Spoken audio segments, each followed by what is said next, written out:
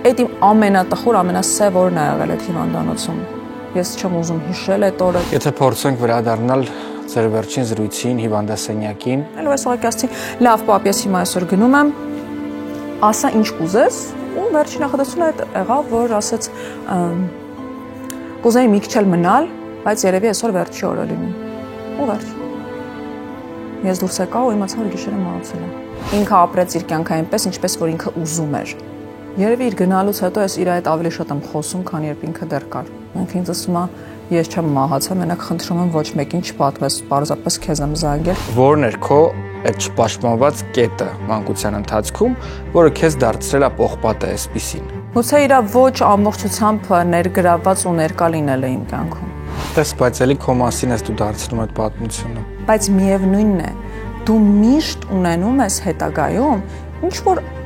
գուցե չարդարացված, բայց ուշադրության կենտրոնում լինելու կարիք։ Բայց մի բան մնացել է հայկական հեռուստատեսության պատմության մեջ քո մասնակցությամբ, դա հաստատ։ Դա ուղիղ եթերում ամուսնության առաջարկն էր։ Խնդրում եմ, որ դու դառնաս իմ կինը։ Եթե ընդունես առաջարկս, այս մատանին ես հիմա ուղիղ եթերում։ Լիլիթ, գիտես, որ շատ է քննարկվում ներքին խոհանոցում, որ քեզ օգնել են հայտնվել այդտեղ, որովհետև քո մտերիմ ազգականի եւ նախորդ երկու վարչակազմերի մտերիմներս ունեցել այդ շրջապատում, ու հիմա ես որպես լրագրող ինձ չեմ հարգի, եթե այդ հարցը քեզ չտամ, արդյոք քեզ օգնել են։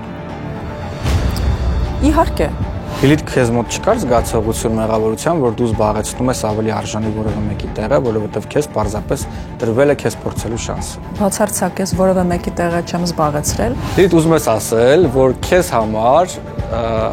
նախագահի վարչակազմից, նախագահի ապարատից զանգահարած կինը։ Ես չեմ հասկանում ինչ կապ ունի նախագահի վարչակազմը իմ հաղորդավար դառնալու հետ։ Հաղորդման հովանավորներ Alliance Partners Insurance Agency, Venus Gifts խանութսրահ, The Grigorian Law Firm Իրավաբան Աննա Գրիգորյան, Impero Motorsports, Armenian BD Kayk, Colcast Vinyl Fencing, Arma Physical Therapy, Տուն Լահմաջո ռեստորան, Art in Beauty Aesthetics բժշկական կենտրոն, Veranda ռեստորան,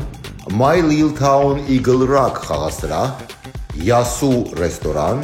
Omorphia Beauty Salon and Spa, Vivaldi Venue and Catering, Timar Realty, MX Motors Lounge and Leasing. I'm walking for miles. It helps me clear my head. The sky has the answers. Even if the clouds fill it instead, I don't need your worries. Dobbs Barbershop-ը մեկնարկում է նոր պրոյեկտ, Dobbs Academy, որը կօգնի քեզ դառնալ պրոֆեսիոնալ, մրցունակ եւ բարձրակարգ բարբեր։ Դասընթացներն անցկացվելու են ոչ թե բարբերշոփում, այլ հատուկ ակադեմիայում, որտեղ ամեն ինչ նախատեսված է ուսման համար, առանց շեղումների։ Այս դասընթացը քո համար է, եթե 16-ից 30 տարեկան ես եւ ուզում ես ձեռք բերել նոր մասնագիտություն։ Խնդրում ես աշխատանք, որը կլինի ազատ, կրեատիվ ու եկամտաբեր։ Դիմելու վերջնաժամկետ փետրվարի 28։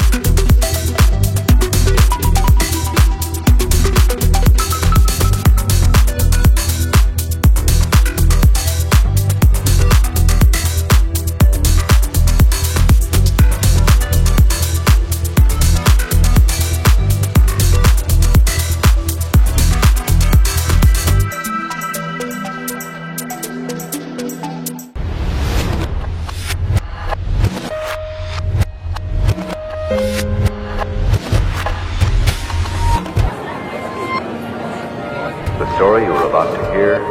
is true. Ողջույն, դուք դիտում եք Տետատետի նոր թողարկումը։ Մենք շարունակում ենք աշխատել Երևանից, Հայաստանից ու սիրով ներկայացնում ենք մեր ծրագրում այն մարդկանց, ովքեր շատ քննարկվող են։ Այսօր ինձ հետ հայտնի հաղորդավարուհի Լիլիթ Մուրադյանն է։ Ողջույն Լիլիթ։ Ողջույն։ Շատ ուրախ եմ, որ ժամանակ ես գտել։ Փոխադարձ։ Եվ շատ ուրախ եմ, որ հրավիրել եմ քեզ։ Ինչու՞։ Որովհետև դու անընդհատ կաս, բոլորը քեզ հետևում են, բոլորը քեզ քննարկում են, բայց քո մարդկային տեսակը եւ անցած ճանապարհը կամ կյանքի մանրամասների մասին քչերն են տեղյակ, ու առաջին հերթին հավանաբար քեզ նույնիսկ լրագրողները կվախենան մոտենալ, որովհետեւ պողպատե կնոջ, այսպես խիստ աղջկա տպավորություն ես թողնում։ Այդպես է դա։ Հա։ Հիմա դա լավ է, թե վատ է։ Ես կարծում եմ, որ լավ է, իմ էներգիան էլ է իդեպ միշտ փակ, եւ մարդիկ ովքեր ինձ չեն ճանաչում, միշտ մտածում են, որ ես գոռոզ եմ, ինքնագոհ եմ եւ այլն, բայց իրականում դրա ետևում թաքնված լիքը հույզեր եւ պատճառներ կան։ Դրա համար ինձ հեշտ է լինելու այսօր քեզ բացահայտել։ Սիրով, խնդրեմ։ Լիլ, բոլորը գիտեն, որ դու հաջողակ կարիերա ունես եւ ի սկզբանե ամեն ինչ հաջողակ ա եղել, քո ունեցած կապերի, ընտանիքի, հասարակության մեջ դիրքի, նույնիսկ ինչ որ լեգենդներ էին պատտվում հարուստ ընտանիքի մասին եւ այլն։ Բայց իրականում քչերը գիտեն, որ այդ ամենի ետևում թաքնված մի շարք խնդիրներ են եղել անգամ մանկությունից եկած։ Ուզում եմ սկսենք հենց մանկությունից։ Ինչպեսին էր Լիլիթը արդեն իր հիշողություններում գիտակցված տարիքից։ Հիմա փորձեմ այսպես հետ գնալ գիտակցված տարիք, գիտես, հաճախ մենք ինչ-որ դրվագներ ենք հիշում մեր մանկությունից, որոնք լավ չենք կարողանում ի վերջո ներկայացնել, դրանք հիշողություններ են, թե դրանք պատմություններ են, որոնք պատմվել են եւ մնացել են քո մտքում, հա? Այսինքն ես հիմա կարող եմ հիշել ինչ-որ դրվագներ, երբ դեռ 3 տարեկան էի, բայց վստահ չեմ, որ այդպես լավ հիշում եմ իմ մանկությունը 3 տարեկանում։ Պատմություններ իմ մասին շատ են պատտվել, թե ճիշտ, թե սխալ, բայց մանկությունից երևի հիշում եմ այն ամենաերևի մի քիչ տենց ցավոտ շրջանը, որը գիտես մեր ցավոտ շրջան որպես այդպեսին ես հետո գիտակցել եմ ավելի հասուն տարիքում, հա։ Այսինքն եթե խոսենք օրինակ ծնողներիս բաժանության մասին, ես կստեմ, եթե ասեմ, որ 3 տարեկան Լիլիթը այդ պահին դա գիտակցում էր կամ հասկանում էր ինչա կատարվում, կամ ինչ որ ապրումներ ունեի։ Դա գուցե նաև գալիս էր ծնողներիս ավելի հասուն եւ ավելի գիտակից լինելուց։ Դա գուցե գալիս էր նրանից, որ ես հավասարաչափ ժամանակ էի անցկացնում երկու ծնողներիս հետ եւ որպես այդպեսին իմ հիշողություններում չի մնացել դա բացասական։ Բայց երբ դու մեծանում ես ու արդեն ձևավորում ես ինքդ քեզ եւ ունենում ես ինչ-որ կերպար, դու գուցե ավելի խորը գնալով քո անցյալ եւ ավելի խորը գնալով քո ներքինը հասկանում ես, որ ոչինչ անհետք չի մնում։ Այսինքն նույն այդ կերպարը, որի հետևում դու ուզում ես միայն ինքդ իմանաս ով կա թաքնված, դու ուզում ես կառուցել այսպես մի հա քարից պատ քո եւ քեզ շրջապատող մարդկանց միջեւ, որովհետև ինձ համար այդպես ավելի հեշտ է, ավելի լավ է ես որևէ մեկին ինձ մոտ չթողնեմ եւ չդառնամ խոցելի, փոխարենը ես ինձ մոտ թողնեմ եւ հետո զղջամ դրա համար։ Դրա համար հա հիշում եմ իրենց բաժանությունը, հիշում եմ տարբեր դրվագներ եմ հիշում, հա, վեճեր չեմ հիշում Փառք Աստծո։ Դες եթե ծնողներդ 3 տարեկանում ամուսնալուծվել են ու հետագայում ամեն մեկն էլ իր կյանքն է բարեբախտաբար կառուցել, բարեբախտաբար իրենց համար, հավանաբար ինչ-որ վայրերում, ինչ-որ տեղերում դու դժբախտության նոտաներ ես դրանում նկատել, այդ մասին կխոսենք։ Բայց պիտի որ քեզ համար ի սկզբանե նորմալը դա լիներ, որովհետև այդ տարիքում որևէ մեկը մեզ նախապես չի բացատրում, թե ինչա տեղի ունենում, եւ դու տեսնում ես արդեն մամայի ընտանիքը, պապայի ընտանիքը կամ առանձին անհատների։ Այդ քո նորմալը ինչպես ձևավորվեց այդ տարիքում։ Դու ուղղակի հայտնվում ես մի իրականության մեջ, որում սկսում ես ապրել եւ դա դառնում է քեզ համար նորմալ։ Ինչպես յուրաքանչյուրիս, այսինքն դա դառնում է սովորական։ Սովորական է դառնում, որ շաբաթվա մի մասը կարող ես լինել մի տատիկի տանը, մյուս մասը կարող ես լինել մյուս տատիկի տանը։ Ես ունեմ իմ հուշերում տխուր երեկոներ։ Ես ունեմ մի քիչ տենց իմ հուշերում դրվագներ, մի քիչ ավելի մեծ տարիքում, երբ, չգիտեմ, այնտեղ բակում մեկ անգամ այդպիսի մի դեպք եղավ, երևի ինչ-որ բակային վեճ էր եղել կամ ինչ-որ մի խնդիր էր եղել եւ ես ասացի, այնտեսա պապային կկանչեմ եւ դες օրինակ այդ տենց բաներ են, որոնք մնում են քո հիշողության մեջ եւ ասացին, դեպս դու պապա չունես, մենք գիտենք, հասկանում ես, դա ինձ համար, գիտես ինչ էր, ես չեմ կարող նկարագրել, իսկ ես ոչ միայն ունեի պապա, այլ նաեւ տենց շատ պապա, ու ես դες չեմ մոռանա ոնց էի զանգել ու ասել ինձ տեղ ասեցին որ ես պապա չունեմ ու մի հատ այդ բակում ամբողջ փողոցում մի հատ իրարանցում սկսվեց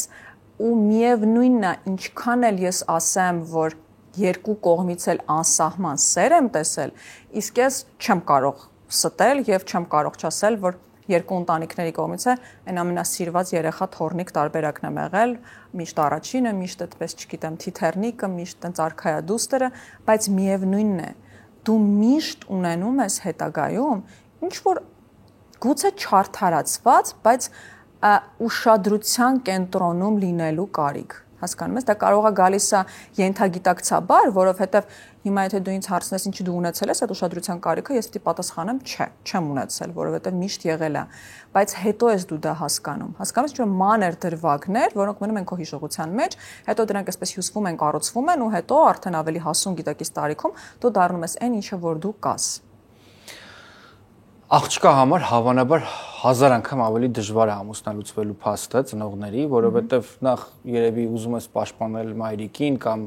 խղճալու ինչ-որ զգացողություն է առաջանում, որովհետև ի վերջո կին է երիտասարդ կին, ով անպաշտպան պիտի որդվա, եւ աղջկա ու հոր կապն էլ տիեզերական կապ է եւ ինքդ էլ հավանաբար հասկանում ես, որ դպրոց գնալ, դպրոցից վերցնել, նեղանալ, չնեղանալ տղաներից եւ այլն, այդ պարագային էլ papan շատ կարեւոր դեր է խաղում։ Այնպես էր կարողանում մայրիկին չնեղացնել հայրիկից ջերմություն ստանալու process-ում, դա էլ չէ, շատ նուրբ հատված է։ Միակ վատ դիալոգը, որ ունեցել ենք papai հետ, այդ մի անգամ ինձ իջացրեց տուն, երևի թե իրանք ինչ-որ մի հարցի շուրջ ընդհանուր հայտարարի չէին եկել, չգիտեմ, չեմ իմանում, չեմ հիշում։ Մենակ այդ մի դրվագն է այդպես մնացել իմ հիշողության մեջ, papan այսպես իջնում էի մեքենայից, ասաց հիմա գնա տուն որոշի ում հետ ես ապրելու։ Ես այսպես չհասկացա մի հատ ինչա տեղի ունենում ու հիշում եմ որ այսպես հուզված արտասվելով բարձրացա տուն ու պատմեցի։ Այստեղ երևի մի քիչ իմ բախտը բերել է մեր հաշվի առնելով մեր հայկական կարծրատիպային իրականությունը։ Իմ բախտը իսկապես բերել է, որովհետև մամաս իր մասով էր շատ հաստատուն, կայացած, հարգված հայտնի ընտանիքից, պապաս իր մասով։ Եվ այստեղ այդ, գիտես, այդ ինտելիգենցիան շատ օգնեց, որովհետև երբևիցե չի եղել վեճ, երբևիցե չի եղել որևէ վատ արտահայտություն, մեկնաբանություն երկուստեք մի ընտանիքից մյուսի նկատմամբ։ Տատիկս մինչ օրս մամայիս ասում է իմ սիրելի հարսը։ Եթե Միացյալ Նահանգներից գալիս է առաջինը հանդիպումը մամայիս։ Այսինքն իմ բախտը շատ բերեց այդտեղ, որ մամաս, հորաքույրներս ու մամայիս, պապայիս այդ ընկերական, որը հետո երկի արդեն ձևավորվեց, հարաբերությունները ինձ թույլ էր տալիս շատ ավելի ազատ ինձ զգալ։ Ու նման խնդիր ես չունեցա ինչ-որ մեկին չնեղացնելու, որովհետև իրենք այսպես հավասարապես ներկային իմ կյանքում, այսինքն այդ պառակտումը չի եղել, որ ծնողները բաժանվեցին ու հետո, չգիտեմ, երեխան հազվադեպ էր հանդիպում, չեղավ, ես դա չզգացի եւ չեմ զգում մինչ օրս, այսինքն ինձ համար հավասար ես երկու ընտանիք ունեմ։ Հոգեբաններն ասում են, որ երեխայի մոտ այդ տարիքում ձևավորվում է նաև, չգիտես ինչու, մեղավորության զգացում։ Որոշ դրվագներում նա ինքն իրեն է հավանաբար մեղավոր զգում ծնողների ամուսնալուծության համար։ Դու գիտեիր պատճառների մասին ծնողների բաժանման։ Բացարձակ ես բացարձակ չեմ ունեցել այդ մեղավորության զգացումը, ամենայն ազնվությամբ եւ անկեղծությամբ։ Ինձ թվում է ուղղակի իրենց բնավորությունները այդպես էլ ինչ-որ նույն հարթության վրա չեկան, ինձ թվում է պարզապես շատ երիտասարդ տարիք, արագ որոշում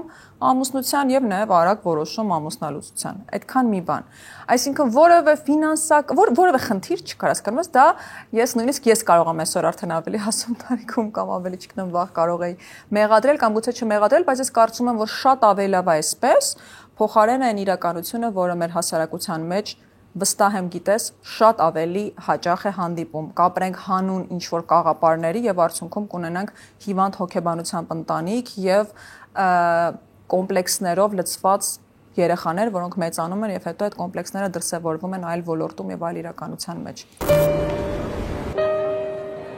Վստահ եմ ձեզնից շատերը արդեն հասցրել են լինել Գլենդելի, Լոս Անջելեսի լավագույն ռեստորաններում եւ հիմա պահն է նորության եւ նոր զգացողություններ փորձելու։ Առաջարկում ենք ձեզ տեղափոխվել Հունաստան, Գլենդելում։ Յասո այդպես է կոչվում հունական ռեստորանը, որին առաջարկում ենք ծանոթանալ հենց հիմա։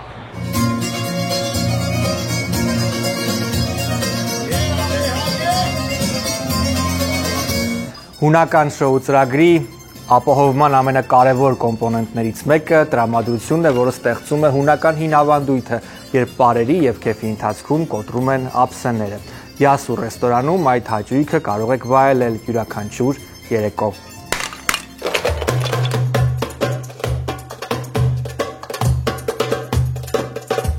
Հունական ռեստորան Լոս Անջելեսում փորձել եմ գտնել շատ երկար ժամանակ։ Նրանցից մեկը գտել եմ Մալիբույում, որը առանց շոուի էր եւ առանձնապես որևէ հունական տրամադրություն չէր փոխանցում, մյուսները Լոս Անջելեսում, որոնք գրեթե նման էին ֆաստ ֆուդի։ Լավագույն հունական ռեստորանը ժողովուրդ Գլենդելում է։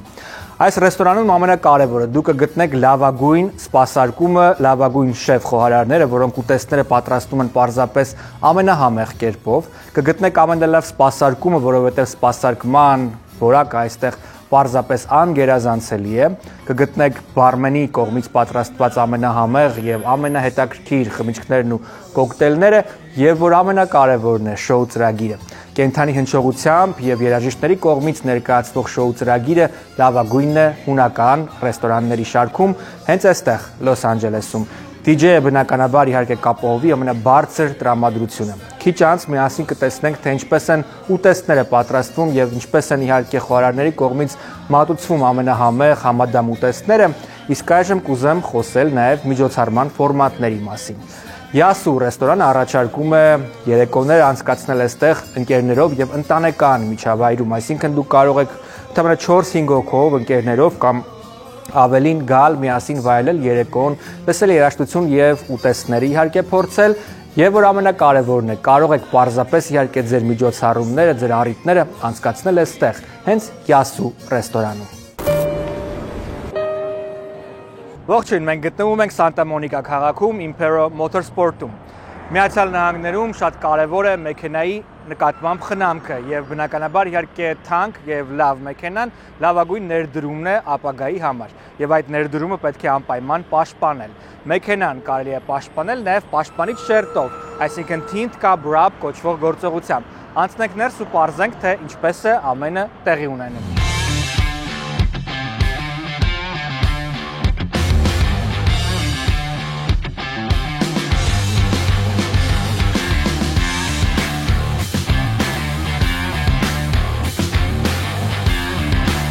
Հենց այս տեղից սկսած Impero Motorsport-ում ձեզ կդիմավորեն եւ բնականաբար իհարկե միասին աշխատակիցների հետ դուք կընտրեք գույնը կամ այն ծառայությունը, որը պետք է մատուցվի այստեղ։ Շատ կարեւոր է, որպեսզի ձեր մեքենան պաշտպանվի եւ ոչ միայն դիզայնի եւ արտաքին տեսքի տեսանկյունից, այլ նաեւ պարզապես իհարկե պաշտպանված լինելու տեսանկյունով։ Իսկ եթե կա հատուկ դիզայն, որը դուք ցանկանում եք, ապա մասնագետները եւ գրաֆիկ դիզայներները միասին ձեզ կօգնեն գտնել այդ դիզայներական լուծումը։ Այստեղ Impero Motorsport-ի աշխատակիցները շատ կարճ ժամանակահատվածում հաշված օրերի ընթացքում կփոխեն ձեր ցանկության դեպքում ձեր մեքենայի արտաքին տեսքը, այսինքն գույնը, դիզայնը եւ այլն, եթե ցանկանում եք։ Եթե ցանկանում եք պահպանել նույն գույնը եւ պարզապես իհարկե պաշտպանիչ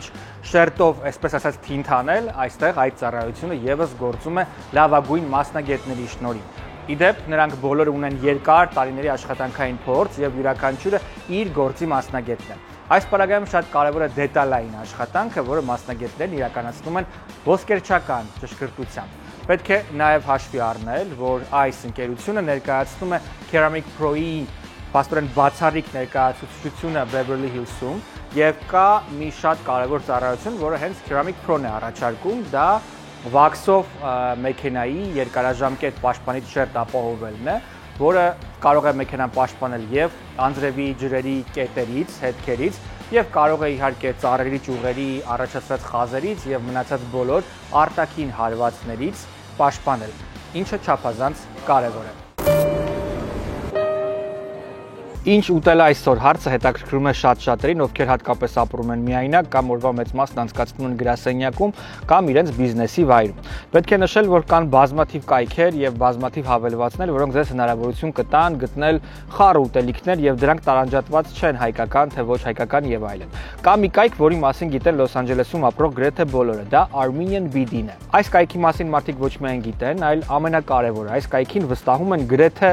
յուրաքանչյուր հայ, որովհետև մեզնից շատ էր, այդ թվում նաև ես եւ նոր է եկել, աշխատանք էի փնտրում հենց այս կայքով։ Բոլորը գիտեն, որ եթե դու աշխատանք ես փնտրում կամ եթե դու ունես բիզնես եւ ունես աշխատակիցների կարիք, ապա Armenian BD-ն լավագույն տարբերակն է։ Սա կարելի ասել բացառիկ եւ առաջին Լոս Անջելեսի հայկական պլատֆորմն է, որտեղ հավաքվել են բազմաթիվ հայեր։ Եվ Armenian BD-ն այժմ ունի անակնկալ եւ նոր ծառայություն, դա ուտելիքի առաքման, այսինքն food delivery ծառայությունն է։ Շատ կարճ ժամանակահատվածում ընդհանրապես ձեռքի մի հարվածով կարող ես գտնել, թե ինչ ուտելիքների եւ ինչ փաստորեն սննդի ծառայություններ կան այստեղ Լոս Անջելեսում, ձեր մոտակայքում, եւ շատ արագ կարող ես ուտելիք պատվիրել հենց Armenian BD-ով, այդ թվում նաեւ աղանդեր, քաղցրաբենիկ եւ այլն։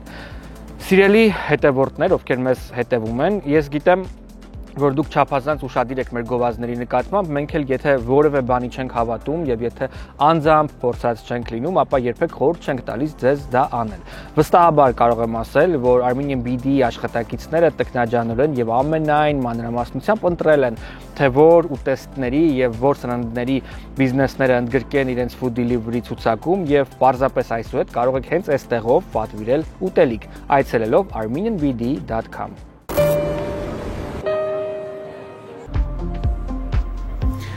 Ողջույն, մենք գտնվում ենք Գլենդելի ամենակենտրոնում, ավելի կենտրոն չի լինում։ Մենք գտնվում ենք Վերանդա եւ Վերանդա Lounge ռեստորաններում, վստահ եմ, ապրելով այստեղ Միացյալ Նահանգներում ձեզնից գրեթե բոլորը կամ բոլորը արդեն հասցրել են լինել այս հյուրընկալ ու գեղեցիկ պատերի ներքո։ Եթե դուք նախընտրում եք քեֆ անել եւ մեծ խմբով եք եւ կամ փոքր ընտանիքով կամ ընկերական շրջապատով, ապա Վերանդա ռեստորանը սպասում է ձեզ։ Որևէ մեկը այդ միջոցառումներին նստած չի մնում, պարահրապարակում ասեղ գցելու տեղ չկա, որովհետեւ բենդը եւ արտիստներն ու աստղերը այնպես են անում, որ որևէ մեկը նստած չմնա։ Լեփլեցուն սեղանների եւ համեղ ուտեստների մասին գիտեն բոլորը, իսկ սպասարկման որակը հասցրել են գնահատել ձեզնից շատերը։ Մենք գտնվում ենք այժմ Վերանդա Lounge ռեստորանում փոթորկից առաջ։ Ինչու փոթորիկ, որովհետև ամեն անգամ Երևան նայցի ընթացքում, Երևանյան գիշերների ընթացքում այստեղ իսկական էմոցիաների եւ աուրայի իսկական փոթորիկ է եւ հրաբուխ։ Բոլոր նրանք, ովքեր ցավոք չեն հասցնում կամ չեն կարող հասկանալի պատճառներով լինել իրենց հայրենիքում, Երևանում, ապա դա անում են այստեղ մտովի տեղափոխվելով այս գեղեցիկ ու երևանյան աուրայի շնորհիվ, երևանյան գիշերների շնորհիվ իրենց հայրենիք եւ այն Երևանը, որը նրանք լքել են։ Լավագույն ֆոլք եւ քաղաքային ֆոլք երգերը ձեզ մի անգամից կտեղափոխեն հենց այնտեղ Երևան։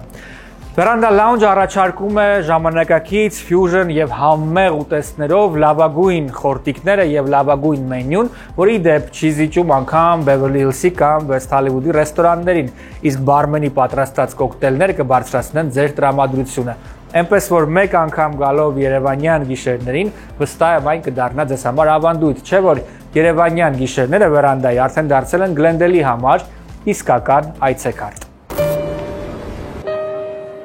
Ինչպես համակերպվեցիր կամ ինչպես ընդունեցիր ծնողներիդ երկրորդ անգամ յուրաքանչյուրն ամուսնանալու իրականությունը։ Շատ թեթև, շատ հանգիստ։ Այսպես շատ adekvat։ Դա իրենց որոշումներ, որը էլի տենց որևէ բացասական ազդեցություն ինձ վրա չունեցավ։ Այսինքն պապայի կինը շատ երիտասարդ ցած գեղեցիկ աղջիկ էր, մենք պես արագ դարձանք ընկերուհիներ, իսկ մաման երբ երկրորդ անգամ ամուսնացավ, շատ ավելի ես մեծ էի, այսինքն ուսանողական տարիքում էի, շատ adekvat, շատ հանգիստ։ Լավ, ինչպես դարձաք ընկերուհիներ պապայի երկրորդ կնոջ հետ այնել, որ այդքան գեղեցիկ էր։ Ինքը գտավ ճիշտ մոտեցումը ինձ հետ շփման, իսկ ինձ դա դուր էր գալիս։ Ինձ դուր էր գալիս իր ժամանակ անցկացնել, չգիտեմ, նվերներ, լավ տեղեր գնալ, հա, աղջկական զրույցներ։ Նվերներ լավ տեղեր գնալով չէր աշխատի, որովհետև արդեն իսկ ես անընդհատ այդ նվերները լավ տեղեր գնալ, ուղղակի ինձ թվում է ուղղակի ստացվեց։ Ինչ որ եթե շատ անկեղծ ասեմ, ինքը չէր ձևացնում։ Ինքը ինձ սիրեց որպես երեխա, այսինքն ինքը ոչ թե ասում էր այ այս Լիլիթի հետ լավ կլինեմ, որ պապայի դուրը գամ, չէ, բացարձակ։ Իսկ երբ որ դու անկեղծ սիրում ես, դա էլ չես կարող ոչ խաղալ, ոչ ձևացնել, ոչ մի կերպ։ Ու այդպես ստացվեց։ Լավ, հիմա ես չես կարող հակառակը ապացուցել կամ համոզել, որ աղջիկը ով սիրում է իր գեղեցիկ երիտասարդ հոր նոր կնոջը, դա մեղավորության զգացում պիտի որ մամայիդ նկատմամբ առաջացներ քո մոտ ու հետո նաև մամայի մոտ ցույց տալ, որ դու ընդունել ես եւ սիրել ես իրեն, դա էլ անհարմարության զգացում պիտի չեմ կարող համոզել, բայց այդ աստիճանի adekvat ա եղել հարաբերությունները մեր, իսկապես այդ աստիճանի adekvat ա եղել։ Ուղղակի իրանք ես ասում եմ, ասում ենք ֆանտաստիկ լավ ընկերներ կարող են լինել, չգիտեմ ինչ են որոշել ամուսնանալ, որովհետեւ մինչեւ վերջին պահը իրանց շփում, այսքան papayi մինչեւ վերջին պահ, դա ուղղակի մամատուր է, դե զանգի թող գա, այսինքն շատ ազատ ա եղել այդ շփումը։ Ու մամայիս շատ են սիրում papayi ընտանիքում, մինչ օրս էլ։ Ես հայերենում չեմ գտնում երես տված բառի հոմանիշը, որը դրական իմաստ կարող է ունենալ, որովհետեւ դրանում եւս կա դրական միտումներ, բայց արդյոք քեզ փոքր ժամանակ երես են տվել ու քո ինքնությունը արդյոք ձևավորվել է այդքան բառից լավ իմաստով ինքնահավան, արդյունքում այն բացերի, որոնք քո ծնողները ստիպված են եղել լրացնել։ Գուցե իրենց միասին չապրելը ինքնստինքյան բերում էր նրան, որ իրենք ուզում էին շատ ավելի ուշադրություն դարձնել։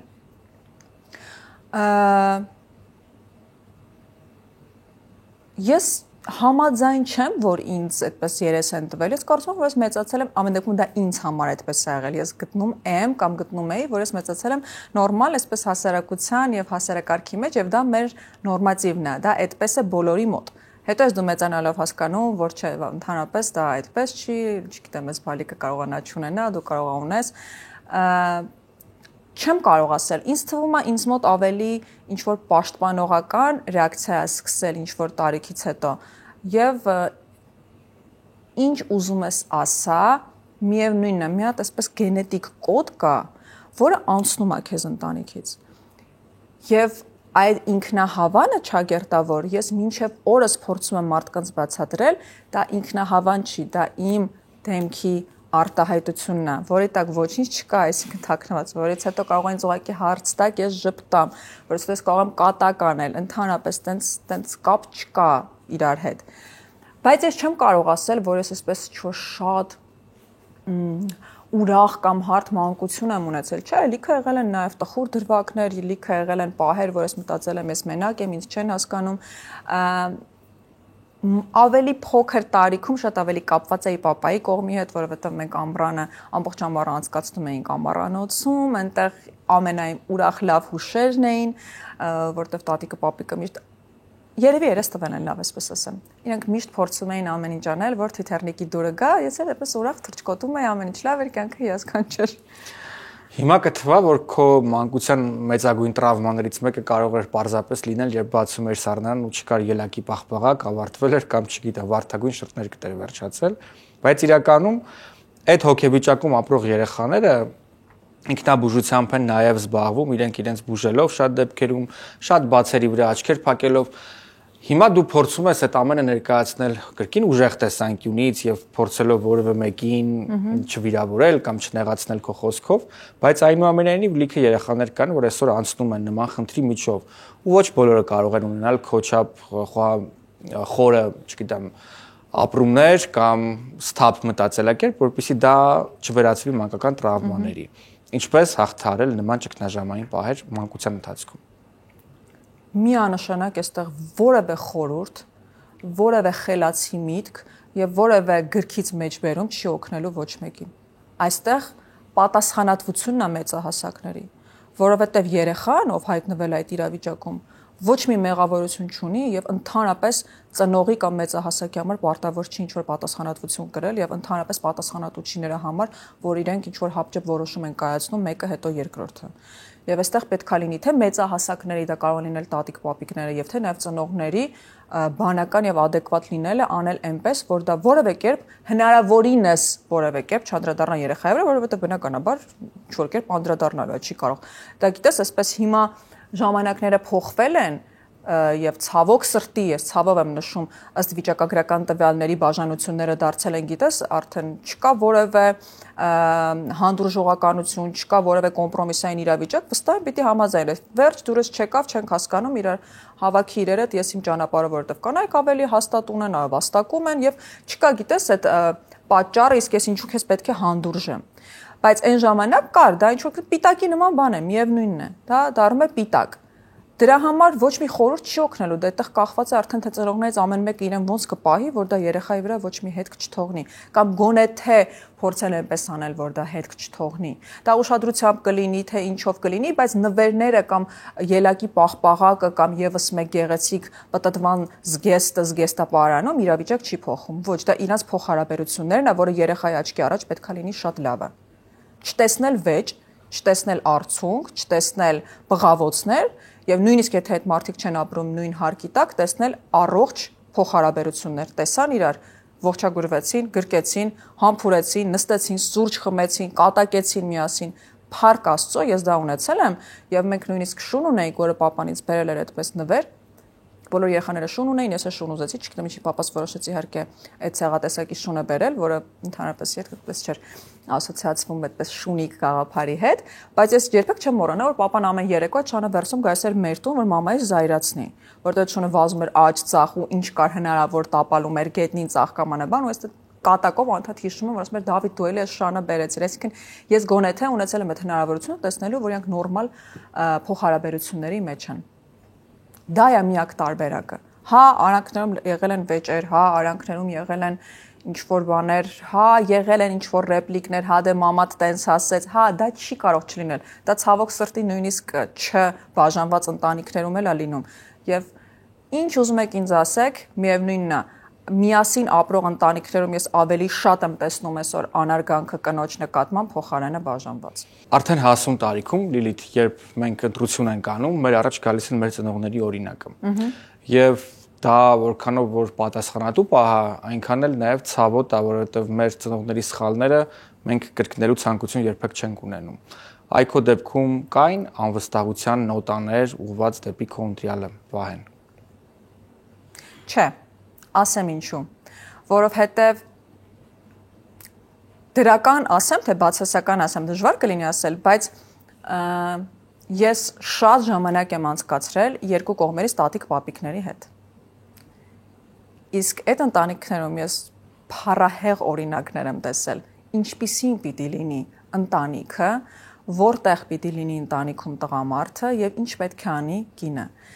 Եվ ես շատ եմ իրենց հետ ժամանակ անցկացրել, ես նույնիսկ ուսանողական ամբողջ, այսպես հա, գիտակից իմ, երբ արդեն ձևավորվում է, ինչպիսի մարդ ես դու տեսնում քո կողքին, ինչպիսին ես դու տեսնում քո ընտանիքը, ես ապրում էի մամայի կողմից արդեն տատիկ պապիկի հետ, ես շատ եմ տեսել այդ օրինակը։ Ու փոխարենը ես մտածեմ, որ կարող է ինձ մոտ էլ չստացվի, ես հիմնվել եմ, որ ինձ մոտ կստացվի այսպես։ Որովհետև այդ փոխհարաբերությունները, որտեղ մինչ օրս տատիկս չի թույլ տա, որ որևէ մեկը նստի ճաշի ժամին սեղանի շուրջ, քանի դեռ պապիկս չի վերադարձել աշխատանքից, ինձ համար շատ բաներ ասում իրենց փոխհարաբերությունների եւ հարգանքի մասին։ Եվ նույնն էլ պապայի կողմից։ Ես երբեք չեմ մոռանա, որ պապիկս Ավանգարդ թերթի գլխավոր խմբագիրն էր, մինչև այդ շատ հայտնի ժուրնալիստ, առաջին ուղիղ եթերը հանրայնում դեռևս սովետական միության ժամանակ, եւ ես հիշում եմ ոնց էր տատիկս, երբ չէր հասնում պապիկս աշխատանք ավարտին, խմբագրում էր իր հոդվածները, որ օգներ, որ հանկարծ որևէ բան չվրիպեր, որտեղ ինքն էլ էր ժուրնալիստ։ Դրա համար ես օրինակ վերցրեցի ինձ համար այդ երկու ընտանիքների ձևավորված ընտանիք մոդելը։ Ու փորձում եմ ոչ թե նմանեցնել, բայց փորձում եմ ես էլ իմը ստեղծել։ Բնականաբար հեշտ չի, բնականաբար ամեն ինչ այնքան գեղեցիկ եւ փայլուն չի, ոնց որ ցույց է տալիս համացանցը կամ համացանցային իրականությունը, չէ՞։ Այն ժամանակ նման գործիքներ չկային, այսօր ցանկացածին կարող ես խաբել եւ ցույց տալ այն ինչը որ դու ուզում ես ունենալ, բայց որքանով է այդ ամեն ինչը համապատասխանում իրականությանը, այդ գիտես միայն դու։ Դրա համար ես հիմնվեցի այդ օրինակի վրա։ Արի վերադառնանք արդեն ինքնության ձևավորման շրջան նորից եւ փորձենք հասկանալ ինչպես ընտրեցիր հերոստա մասնագիտությունդ եւ ինչպես այդ ուղղությամբ շարունակեցիր կյանքդ։ Երևի այդպես 18 տարեկանում էի, որ մեր ընտանիքում սկսեցին քննարկումներ, նախ երբևիցե այդպես պրեսինգ չի եղել, բա դու ինչ ես դառնալու, բա դու որտեղ ես ընդունվելու, բայց շատ տարբեր բնակավարերից են եղել երկու կողմից ընտանիքներն էլ։ Մի քանիսը արդեն որոշել էին, այսինքն մամայի կողմը գուցե ավելի հակված էր, որ կամ կտամ իրավաբանական կամ միջազգային հարաբերություններ եւ այսպես ավելի պետական աշխատանք կունենամ։ Պապիկս մամայի կողմից, ով որ հանրապետության գլխավոր թոքաբանն էր, շատ հայտնի բժիշկ, վստահ էր, որ վերջապես մեկը կգտնվի ընտանիքում, որտեղ երկու դուստրերից մամաս իհարկե բժիշկ է, բայց ինքն էսպես որոշել էր, որ ես կշարունակեմ իր ճանապարհը։ Բայց ես գնացի papa ինձ կողմով, այսինքն չընտրեցի ժուրնալիստիկա, բայց ինձ շատ գրավեց կախարդական այդ արկղը։ Ու ես այդպես մի օր եկա տուն, ասեցի ես դառնալու եմ հաղորդավար, հա, մոտավորապես թող գնալա մի քիչ զբաղվի, բայց այդպես չստացվեց։ Ինձ 19 տարեկան նոր էի դարձել այդպես, ես շատ խնդրեցի, որ ինձ տան հնարավորություն, ես իսկապես խնդրել եմ, որ ինձ տան հնարավորություն եւ ես չեմ մոռանա, որ ես մոտ 1 տարի ուղակի ռադիոտանը եւ հանրայինում նայում էի կուլիսների հետևից, թե ինչպես էին աշխատում այն ժամանակ հաղորդավարները։ Դա Նազենին էր, Կարինան էր, չգիտեմ այնտեղ այն ժամանակ, որ հաղորդավարները որ կան, ես ուղակի նայում էի, մինչև այն բաղձալի պահը, որ ինձ կտան 5 րոպե հնարավորություն կադրում լինելու։ Մինչև որ եկավ այդ պահը։ Այդ պահը եկավ, Լիլիթ, գիտես, որ շատ է քննարկվում ներքին խոհանոցում, որ քեզ օգնել են հայտնվել այդտեղ, որովհետև քո մտերիմ ազգականի եւ նախորդ երկու վարչակազմերի խոսքը Ռոբերտ Քոչարյանի եւ Սերժ Սարգսյանի աշխատակազմի աշխատանքների հետ կապված հանգամանքները գիտեն, որ մտերիմներս ունեցել այդ շրջապատում եւ այլն, ովքեր քեզ պիտի որ մի զանգով ճանապարհ հարթեին դեպի հեռուստատեսություն։ Ու հիմա ես որպես լրագրող ինձ չեմ հարգի, եթե այդ հարցը քեզ չտամ, արդյոք քեզ օգնել են։ Իհարկե, եւ ես ինքս էլ լինելով լրագրող, ուզում եմ անկեղծ պատասխանես։ Կարծում եմ արդարացված են օգնել։ Եվ կարծում եմ, որ ես սպասելիքները արդարացրել եմ։ Հարցը ինձ էր ուղղված։ Հա, ես քեզ որպես հեռուստադեպք շատ սիրում եմ եւ կարծում եմ, որ դու քո տեղում ես։ Իհարկե եղել էր։ Եվ շատ հստակ պայմանով էր եղել։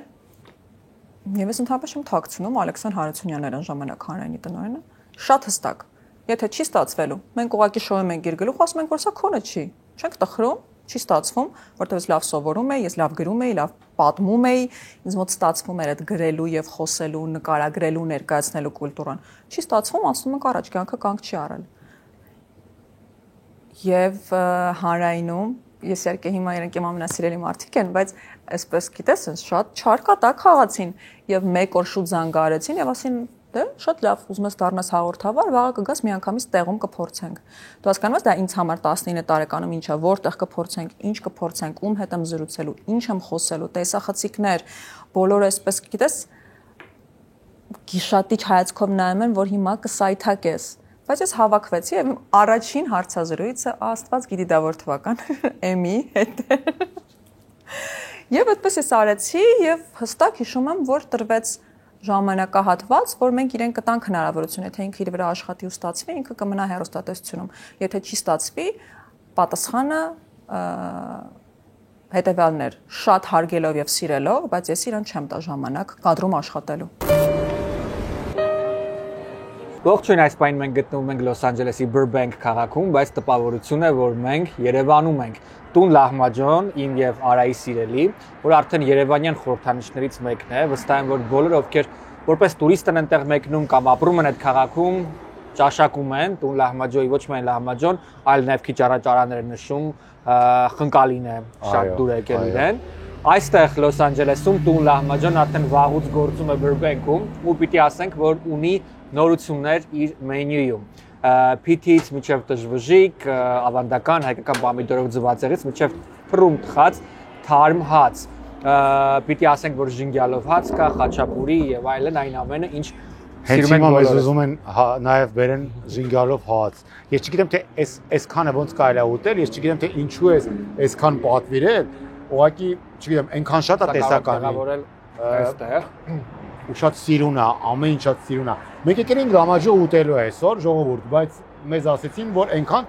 նորույթներ կա ու այնքան նոր ճաշատեսակներ կան, որ պետք է փորձենք դրանցից գոնե մի քանիսը։ Իհարկե անհնար է ուտել այս ամեն ինչը, սակայն ուզում եմ անպայման նշել արժեքների մասին եւ նաեւ պորցիաների մասին, ասած թե ինչքան շատ են, ինչքան մեծ են եւ ինչքան մատչելի արժեքներ են։ Ուղղակի հիացած եմ եւ այն փաստը, որ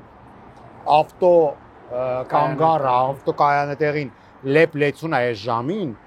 ժամը 2-ն է։ Դա փաստում է այն մասին, որ մեր համայնքը արդեն ճանաչում ու սիրում է Տուն Լամաջո ռեստորանը, որի համար մենք շատ ուրախ ենք։ Այո, ամենակարևորը Տուն Լահմաջոյի աշխատակիցները գաղտնիքը պահում են Լահմաջոյի ավանդական, որը Տուն Լահմաջոն ունի արդեն մի քանի տասնամյակ, միաժամանակ իհարկե այն փռում են թխում, որ ամենակարևորն է եւ պիտի ասեմ, որ սպասարկումը եւս լավագույն եւ ամենաբարձր մակարդակով է։ Եկեք տուն լահմաջո եւ հաճախ կտեսնեք նաեւ մեզ այստեղ։ Իսկ քանի որ մեր ուտեստները սառում են, ես խորհուրդ եմ տալիս հետևել մեր օրինակին եւ խորհուրդ եմ տալիս օպերատորին եւս միանալ մեր խրախճանքին եւ անջատել տեսախցիկը։ Ողջույն, մենք գտնվում ենք մեր եւ ձեր սիրելի Գրիգորյան Law Firm-ում եւ իրավաբան Աննա Գրիգորյան այս պայն պատրաստ է պատասխանելու մեր հարցերին։ Ողջույն Աննա։ Ողջույն։ Աննա, Թրամփի քաղաքականության արդյունքում մի շարք հայեր, հազարավոր հայեր deportation-ի, այսինքն վտարման վտանգի տակ են։ Այս պարագային նրանցից շատերը ունեն անշարժ գույք։ Մի քանի առանձնատուն բնակարաններ կարող են ունենալ եւ այլն։ Ինչ է տեղի ունենալու այդ անշարժ գույքի հետ այս պարագային։ Մենք ունենք քաղաքացիներ, որ իրանք շատ երկար ժամանակ Ամերիկայում ապրում են, նոր եկածներին չի սա միայն վերաբերվում։ Կան մարդիկ, որ արդեն շատ երկար տարիներ Ամերիկայում ապրում են, բայց չունեն ոչ մի տեսակի legal document, ոչ white card, green card, ոչ մի բան չունեն, սա երկրում ապրում են անօրինական, բայց նույն ժամանակ ունեն ունեցվածք, ունեն տներ, ունեն նաև բիզնեսներ։ So այս մարդիկ, որ ոչ մի իրավունք չունեն օրինական երկրում ապրելու, մտածում են ինչա կատարվելու իրանց ունեցվածքի հետ, եթե հանկարծ իրանց հետ ուղարկեն։ Նորից կարամ ասեմ, որ այն տարբերակը, որ գոյություն ունի trust, իրանց շատ կարա օգնի, որտեղ այդ ունեցվածքը իրան կարան նշեն trust-ի մեջ, եւ God forbid, եթե իրանց դիպորտ անեն հետ Հայաստան կամ որ երկրից որ իրանք եկել են, իրանք կարող են նշել մի մարդու, որ կօգնի իրանց ստեղի ունեցվածքը ղեկավարելու։ Եթե իրանք ցանկանան այդ ունեցվածքը վաճառեն, գումարը հետ ստանան կամ կուզենան, կան դեպքեր, որ իրենց երեխաները citizen են, բայց իրանք անօրինական են։ So ընտանիքներ կան որոշում են, որ եթե հանկարծակի մեզ հետ ուղարկեն, թող երեխաներս իրավունք ունենան մնան այս երկրում եւ ապրեն այդ տան մեջ։ Աննա, արդյոք պարտադիր է քաղաքացի լինել trust ունենալու համար։ Ոչ, citizenship-ը կարևոր չի trust կազմելու համար։ Անպայման չի լինել citizen, կարա green card ունեցողն էլ trust կազմի, ոչ ինչ որ մի status ունեցողն էլ կարա trust կազմի։ Կարևոր են ղեկավարողը trust-ը ով է լինելու, նայած trust-ի տեսակից, ղեկավարողը ով է լինելու, գրողը ով է եւ մնացած փաստերը, բայց overall չէ, պետք չի լինել citizen trust կազմելու համար։ Այս եւ այլ բոլոր հարցերով Գրիգորյան Law Firm-ը պատրաստ է ձեզ օգնել եւ միասին լուծել բոլոր խնդիրները։ Զանգահարեք նշված հեռախոսահամարով։ Ողջույն, այսօր ձեզ պատմելու ենք տան ցանկապատման, դարպասների, դռների, փադիոնների եւ գազիբոների, ինչպես նաեւ տան երեսապատման ընկերության մասին, որը մեր նոր գործընկերն է։ Calcost է կոչվում այս ընկերությունը, որը առաջարկում է լավագույն ծառայություններ ամենափորձառու մասնագետների եւ որ ամենակարևորն է լավագույն ու ամենավորակյալ հումքի շնորհիվ։ Առաջին հերթին պետք է նշել, որ այս կազմակերպությունը արդեն վստահաբար գրավել է ձեզնից շատերի վստահությունը եւ բազմաթիվ տներ Լոս Անջելեսում օգտվել են հենց այս ընկերության ծառայություններից, դարպասների, ցանկապատների, դռների, գազիբոների եւ այլ հարմարավետ պայմանների համար եւ որ ամենակարևորն է հնարավոր է նաեւ պատերի երեսապատում։ Պետք է նշել, որ ընկերությունը օգտվում է բացառապես ամերիկյան հումքից, ինչը հնարավորություն է տալիս հումքին ունենալու lifetime, այսինքն մշտական երաշխիք, իսկ աշխատանքային երաշխիքը 5 տարվա է աշխատակցինը։ Պետք է նաեւ նշել, որ ընկերությունն աշխատում է ֆինանսավորմամբ, այսինքն դուք կարող եք գալ, նախապես ընտրել եւ հետագայում վճարել ձեր ընտրած հումքի համար։ Միաժամանակ նաև աշխատակիցը գալիս է ձեր տարածք, դուք կարիք չունեք օրինակ գալ գրասենյակ կամ աշխատավայր եւ միասին կարող եք ընտրել այս ցանկապատերից, թե որի դիզայնն եք նախընտրում կամ որ գունային համադրությունն է ավելի շատ համապատասխանում ձեզ։ Համաձայն եք, որ սա լավագույն տարբերակներից մեկն է ձեր տունը ավելի գեղեցիկ եւ հարմարավետ դարձնելու համար։ Լիլիթ, քեզ մոտ չկար զգացողություն մեղավորության, որ դու զբաղեցնում ես ավելի արժանի որևէ մեկի տեղը, որովհետև քեզ պարզապես տրվել է քեզ փորձելու շանսը։ Բացարձակ ես որևէ մեկի տեղը չեմ զբաղեցրել եւ ճիշտ գիծ դաժան խմբագրերի նույնիսկ շնորհիվ ես ունեմ այն, ինչ որ ունեմ։ Երբ ես տեսնում եի իրականություն, որտեղ հաղորդավարների համար գրվում էր տեքստերը, խմբագրվում էին տեքստերը, նախնական զրույցեր արվում հյուրի հետ, ով որ լինելու էր վաղվա հարցազրույցի կամ հաղորդման հյուրը, իսկ ինձ պատտվում էր խմբագիրը, նայում էր այն ժամանակ դեռևս Երևան ստուդիայի հին շենքն էր, որը դեռևս վերանորոգված չէր, ցուրտ էր եւ գուցե նաեւ պետքարան չկար եւ ասում ես դու կմնաս այստեղ այնքան ժամանակ, մինչեւ կգտնես քո հյուրին, գտնելուց հետո Վիկիպեդիայից պեղի իր մասին տեղեկատվություն, ինչի մասին ես խոսելու։ Ինքը գրում էր, ես լացում էի ու ատում էի իրան։ Բայց դու դա ներկայացնես որպես դաժան աշխատանք, դա նորմալ լրագրող է։ Դա նորմալ լրագրող է, բայց process-ը, որով անցնում ես, գտնել հյուրին, Վիկիպեդիայից ինֆորմացիան։ Այո, բայց ես տեսնում եմ Հավատալ ես այսօր եմ արել, գտել եմ Վիկիպեդիայից ամեն ինֆորմացիա, քո մասին, դա նորմալ բան է, ինչպես ատամներս եմ լվացել, այնպես էլ դա եմ արել։ Դա նորմալ երևույթ է գուցե իմ ու քո համար, բայց մի քիչ իրականությունները հետո փոխվում են։ Եվ ես մնացի։ Դից ուզում ես ասել, որ քեզ համար նախագահի վարչակազմից, նախագահի ապարատից զանգահարած կինը։ Ես չեմ հասկանում ինչ կապ ունի նախագահի վարչակազմը իմ հաղորդավար դառնալու հետ։ Դե որովհետև այն ժամանակ մի զանգով գիտես, որ պիտի տեղը գցեին ամեն ինչ, եւ եթե անգամ դու թերանայր, մեհեր չեն կարող քո տեղը ուղիղ եթերում խոսել։ Մի զանգով քեզ կարող են տան հնարավորություն, որ դու, չգիտեմ, մի զանգով կարող են քեզ տալ հնարավորություն, որ դու պետական ապարատում թուղթ տանես, բերես, ունենալով վատ կրթություն կամ չտիրապետելով քո մասնագիտությանը, եւ մի զանգով կարող են շատ բան օգնել, բայց քո փոխարեն չեն կարող խոսել եթերում, որ հեռուստադիտողը չասի որտեղից եք պեղել այս անգրագետին։ Այսինքն այդ մի զանգը ինձ համար շատ թանկ կարող էր արժենալ։ Ես կարող էի պախարակվել եւ մնայի հեռուստադիտողների հիշողության մեջ այն անգրագետ սիրուն դեմքով աղջիկը հիշում ես, այն որ խոսել չգիտեր։ Հետևաբար շատ երկակի է այստեղ կարծիքը այդ մի զանգը այդ պահին ինձ համար լավ թե վատ հետևան կարող էր թողնել։ Քո հեռուստակարիերան իհարկե հանրայինում շատ բան փոխեց քո կյանքում, որովհետև աստիճանաբար դու կարողացար այդ սուր կողմերը շտկել եւ ներկայանալ։ Բայց մի բան մնացել է հայկական հեռուստատեսության պատմության մեջ քո մասնակցությամբ, դա հաստատ։ Դա ուղիղ եթերում ամուսնության առաջարկն էր, քո ապագա ամուսնու, մեր գործընկերոջ Վահե Խանամիրյան, ով իմ ամենասիրելի մեդիա դեմքերից մեկն է, ում կարիերայի ամենասկզբից մենք աշխատել ենք նույն հեռուստաալիքում ու գիտեմ թե որքան կարևոր է իր համար եղել յուրաքանչյուր նախադասություն կադրում։ Ուղիղ եթերում, երբ վարում եք առավոտյան ծրագիրը, Վահեն Խանամիրյան առաջարկում է քեզ ամուսնանալ իր հետ։ Դա հաստատ մնացել է հայկական հեռուստապատմության մեջ։ Կպատմես այդ ապրումների մասին։ Մի անգամից եւս մեկ անգամ ասեմ, չգիտեի։ Չէ, բեմադրած չէր։ Նախ առավոտից նյարդային էր ու անհատ կռվում էր։ Հետո ես ասում եմ, մարդուն ինչ եղավ, ինչա կռվում, ինչ չենք կիսել այսօր։ Զգացողությունները մի քիչ հակասական էին։ Մինչև որ ասում եմ, որ ասեի, չէ, ինձ թվում է ավելի շատ դիտումներ կհավաքեր այդ հոլովակը։ Առավոտից տարօրինակ էր, հա, իրեն պահում։ Հա։ Հետո ինչ որ մի բան տեղի ունեցավ կամ հեռախոսն էի ուզում գրպանից վերցնել, թե ինչ, բարձում է մատաններ են։ Նենց վեր թռավ մի կպի։ Չասի հաստատ մի բան նորմալ չես տղայի հետ այսօր։ Ուրախություն, անհանգստություն, հուզմունք ու միևնույն ժամանակ հաղորդաբար, որ ուզում եմ հասկանամ կադրում հիմա ես ինչ տեսք ունեմ։ Հետո նայելուց հետո հասկացա, որ սարսափելի։ Ինչ որ այսպես պրոֆիլային կադր էր, որտեղից չէի հասկանում ինչա տեղի ունենում։ Բնականաբար դա մի հատ քայլ էր Վահեի կողմից, որը միշտ կմնա մեր հիշողության մեջ։ Դա նաև հետո երեխեքը կտեսնեն կամ Անդրեան արդեն տեսել է, դա կմնա նաև իրենց հիշողության մեջ։ Բայց այնպես չէր, որ ես ու Վահեն գործընկերներ էինք, մեկը մյուրը ասել, ոչ ամուսնանալ հետ։ Այսինքն արդեն խոսում էինք այդ մասին, խոսում էինք ընտանիք կազմելու մասին։ Շատ ժամանակ է անցել մեր, շատ 11 թե 12 տարի։ Հիմա այսպես լավ չեմ հիշում, բայց հիշում եմ, որ այդ օրը ճիշտ ինքը ձևակերպեց, դու այս օրը երբեք չես մոռանա, բնականաբար ես այդ օրը երբեք չեմ մոռանա։ Հիմա երբ նայում ես այդ տեսանյութը ու դստերեթ հետ ես նայում այդ տեսանյութը,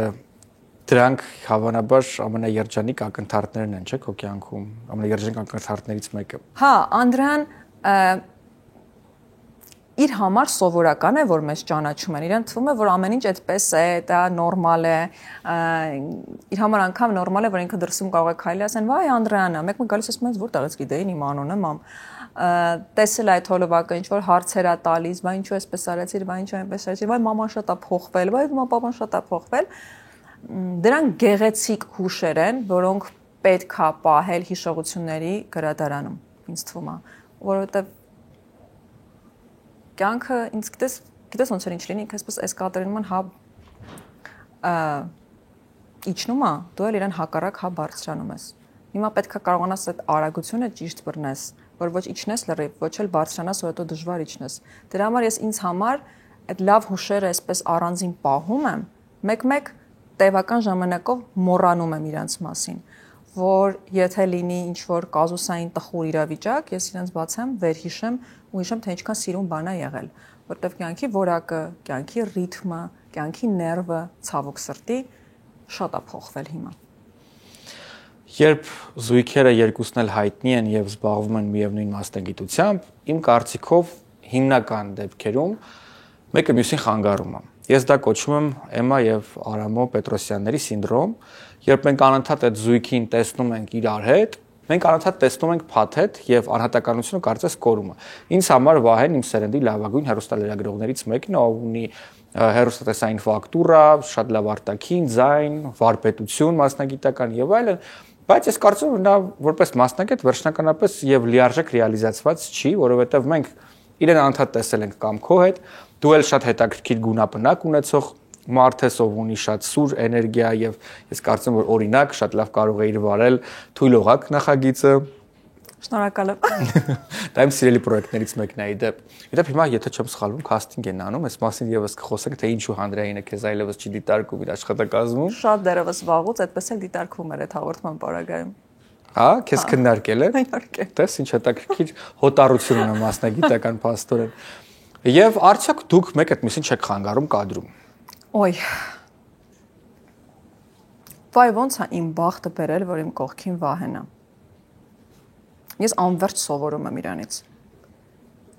Սա ընդհանրապես գովեստի խոսքեր չեն։ Ինձ թվում է իր մարդ տեսակից անընդհատ կարելի է սովորել։ Նախ Վահեն ավելի ձեր սերնդակիցն է, ինքը ավելի ավագ սերունդ է եւ այո, բոլորս հիշում ենք այդ շրջանը, երբ շատ դժվար էր կադրում հայտնվել, երբ չկար համացանցը եւ ամեն երկրորդը չէր դառնում շատ ավելի հայտնի, քան ես, դու կամ Վահեն կամ մեկ ուրիշը։ Եվ ես հիշում եմ, թե ոնց էին իմ դասերանցիներ ասում, ինչ սիրուն տղա է։ Ես կարծում եմ, որ ինքը այդ ժամանակահատվածում ամեն դեպքում իր հայտնության պիկին հասել է։ Շատ քիչ անուններ կային այն ժամանակ, Ռուբիկոններ, նույնիսկ ես լավ չեմ հիշում այդ ժամանակները, ինքը որպես այսինքն հաղորդավար այդ հայտնության այդ ամենային հասավ, երբ բոլորը գիտեին, բոլորը սիրահարվում էին, նամակներ, չգիտեմ, այնտեղ ամսագրերում իր լուսանկարները։ Ինձ համար շատ ռադիկալ է։ Մենք չպետք է ասոցիացվենք իրար հետ։ Եվ նույնիսկ երբ ինձ առաջարկում են հարցազրույց, հաղորդմանը հյուր երկուսով, ես ասում եմ չէ։ Չէ, որովհետև ես առանձին մարդ եմ, լրիվ այլ տեսակի, Վահեն առանձին մարդ է։ Եվ մեր համատեղ ներկայությունը բերելու է, հա, ինչ որ ընտանեկան սիմբիոզի, որտեղ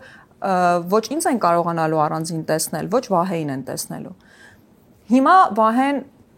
հազվադեպ է կադրում լինում, որովհետև ավելի այլ գործառույթներ է կատարում, որովհետև ինքը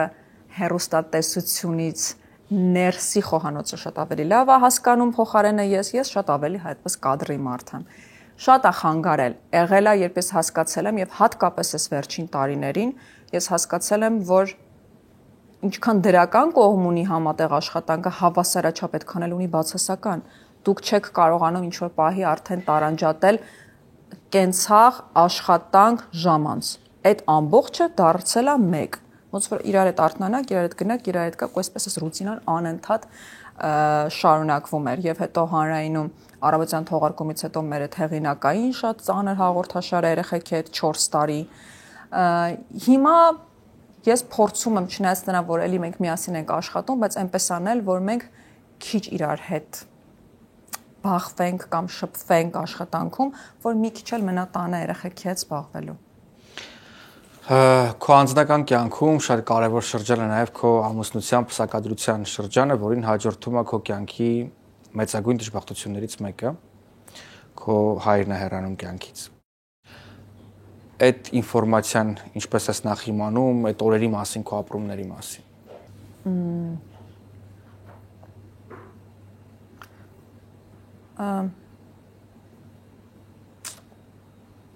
Նախ պապան երկար ժամանակ հիվանդ էր, ու այսինքն այնպես չէր, որ իր հեռանալը շոկային նորություն էր, հա։ Հետևաբար ենթագիտակցաբար մենք բոլորս պատրաստ էինք։ Ու ես արդեն հասկացել էի, որ մեր պսակադրության արարողությունը վերջին ամենասիրուն հուշն է լինելու իր համար։ ու ինձ համար շատ կարևոր էր, չնայած ես շատ sense աղջիկ եմ մեծացել, ինձ այդպես նեղացնել բան շատ քիչ է հավանականությունը, որ հնարավոր կլինի, բայց ինձ համար կարևոր էր, որ ինքը գնալուց իմանա, որ ապահով ձեռքերում է ինձ թողել, որովհետև իմ ամուսնության թեման papai համար 40-ում, 50-ում, ասում էի պապ ոնց որ մի քիչ 40-50-ում էլ ակտուալ չի լինի ամուսնանալ, ինքը չէին ինքը չէր պատկերացնում, որ ինչ որ մեկը կարող է լինի, որ ինձ թվում է այդ առումով ինքը հանգիստ է գնացել, որովհետև ես իսկապես ապահով ձեռքերում էի։ Ես ցավում եմ, որ ցավոք սրտի չնայած այդ շատ շքեղ գեղեցիկ պսակադրությանը, այդ արարողությանը, այդ ամեն ինչին չհաջորդեցին ուրախ օրեր, այսինքն առողջությունը գնալով վատացավ, հետո ինքը հիվանդանոցում էր ու վերջին մարդը ես եմ իրեն տեսել, հիվանդասենյակում արդեն առանձին պարկած, ես չեմ սիրում հիշել այդ օրը, ու մեր ամուսնանալու հենց 20-րդ օրը ես տեսա, որ մորաքույրս դիմացից նստած խոսում է Վահեի հետ, արդեն պարզ էր իմ համար, հետո ես արդեն զանգ ստացա, ես արդեն գիտեի, ես նախորդ օրը ուղղակի գիտեի, որ վերջ, այսօր կամ վաղը, ես գիտեի։ Հարի, մինչև ձեր վերջին խոսակցություն հիշելը, հիշենք նաև իր տրամադրությունը քո հարսանիքին, կա չէ ընդունված հոր եւ դստեր պար կամ այդ ընթացքում որոշակի էմոցիոնալ զրույցներ են լինում կամ էներգիաների փոխանակում եւ այլն, հիշում ես papayin քո հարսանիքի օրը։ Հա, որովհետև ես այդպես հարսի պար չպարեցի, չէի ուզում, դարձավ պար papayi հետ։ Ու հարսանիքը ընդհանրապես այդպես հենց սկսեց, այսինքն papan ինձ բերեց միջև եկեղեցի, որտեղ դիմավորեց Վահեն, եւ պարն էլ ես սկսեցի papayi հետ պարել մինչև կեսը, որից հետո շարունակում էի արդեն Վահեի հետ պարել։ Մենք շատ էինք իրար հետ խոսում, մենք շատ լավ ընկերներ էինք։ Ես շատ նման եմ papayin, թե արտաքնապես, թե բնավորությամբ, որը ունի իր 50-50 լավ կողմերը, նաև վատ կողմերը։ Ես շատ եմ ցավում, որ իմ երեխաները իր հետ չծանոթացան, հատկապես Անդրեան, որտեղ ինքը շատ էր սիրում աղջիկ։ Ու ինձ միշտ ասում էր մենակ թե տղա չունենաս, էլի առաջինը աղջիկ նորմալ աղջիկ ունենաս, ու այդպես էլ եղավ։ Ես շատ կուզենայի, որ երեխեքը ու ինքը ունենային հնարավորություն հանդիպելու, բայց եղավ այն ինչ որ եղավ ու մեզանից ոչ մեկ ոչինչ չի կարող անել։ Ողջույն, եթե դուք ունեք home health կամ hospice եւ ունեք բուժ աշխատակիցների կարիք, ապա Arma Physical Therapy-ն հենց ձեզ համար է։ Իմ կողքին այս պայն հիմնադիրն է Արսեն Արշակյան, ողջույն Արսեն, շնորհակալ եմ ժամանակ գտնելու համար։ Արսեն, գիտեմ, որ նախ լավագույն մասնագետներն են ձեզ մոտ աշխատում, առաջին հերթին, երկրորդ հերթին շատ կարևոր է, որ նրանք պատրաստ են յուրաքանչյուր ճանապարհորդություն կատարել յուրաքանչյուր ուղղությամբ, ինչը ձեր բիզնեսում կարծում եմ, որ առավելություն է։ Կպատմեք, թե ինչպես եք ընդլայնել աշխարհագրական դիրքերը։ Շնորհակալություն, մեր ջան, ուրեմն իրականում նորություն է մեզ մոտ, մենք նոր տարածքներ ենք արդեն կարողանում ուղարկել մեր physical therapist-ներին Riverside County, Orange County, San Bernardino County եւ Sacramento, Fresno բոլոր տարածքները մենք կարողանում ենք ուղարկել։ Եվ ամենակարևորը մեզ մոտ, ես բազմաթիվ անգամ կրկնել եմ, նորից եմ ասում, որ բացի որակյալ ծառայություն մատուցելուց, որ յուրաքանչյուր patient-ին անհատական մոտեցում է ցուցաբերվում, նաև մեզ մոտ շատ մեծ ուշադրություն ենք դարձնում ավարտից հետո թղթաբանական աշխատանքների վրա, որը շատ կարևոր է, դա կիմանան home health-ների եւ hospice-ների սեփականատերերը, որտեղ ցանկացած դեպքում, երբ որ ստուգողները կամ թեկուզ ասենք survey-ներ անցնելու ժամանակ շատ մեծ նշանակություն ունի physical therapy եւ տրված ծառայությունները, որից կարող է դժգոհել կամ գոհ լինել հիվանդը եւ նաեւ վերջնականապես պատրաստի նոթերը ինչ որակով է մատուցվում եւ վերջնական կետով հանձնվում հոմելթի սեփականատերին։ Ես ավելացնեմ նաեւ լեզվի իմացությունը, որովհետեւ աշխատակիցները խոսում են ամենատարբեր լեզուներով, այդ մասին էլ մի քանի մանրամասներ։ Հա, ուրեմն ունենք մենք իսպաներեն, գերմաներեն, ֆրանսերեն, հայերեն, ռուսերեն, ունենք Ուկրաինայից նաև ֆիզիկալ թերապիստներ եւ բարձր որակյալ, այսինքն ոչ թե լեզուներն են կընտրել, այլ նաև լեզուների հետ բարձրակարգ մասնագետներ, ովքեր տարիների փորձ ունեն։ Մեր ֆիզիկալ թերապիստները բոլորը տարիների փորձ ունեցող հրաշք մասնագետներ են։ Այնպես որ եթե դուք ունեք բուժ աշխատակիցների կարիք, ապա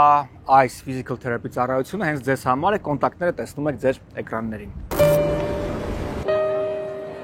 Art in Beauty Aesthetics, ահա այն անվանումը եւ ահա էկրաններին այն հասցեն, որով ձեզ կօգնեն երիտասարդ տեսք ունենալ, առողջ տեսք ունենալ եւ լինել ինքնավստահ։ Այսօր էսթետիկ աշխարհում կան բազմաթիվ միջոցներ, առանցքական եւ շատ երիտասարդ մաշկ ունենալու եւ այս թեմայի վերաբերյալ խոսելու ենք Արտակ Մկրտչյանի հետ, հայտնի բժշկի հետ։ Ողջույն բժիշկ։ Շնորհակալ եմ ժամանակ գտնելու եւ մեր հարցերին պատասխանելու համար։ Բժիշկ, այսօր խոսել ենք facial-ի մասին եւ այս հրաշք սարքավորումը, որը արկա է հենց Art in Beauty Aesthetics-ում, կպատմեք։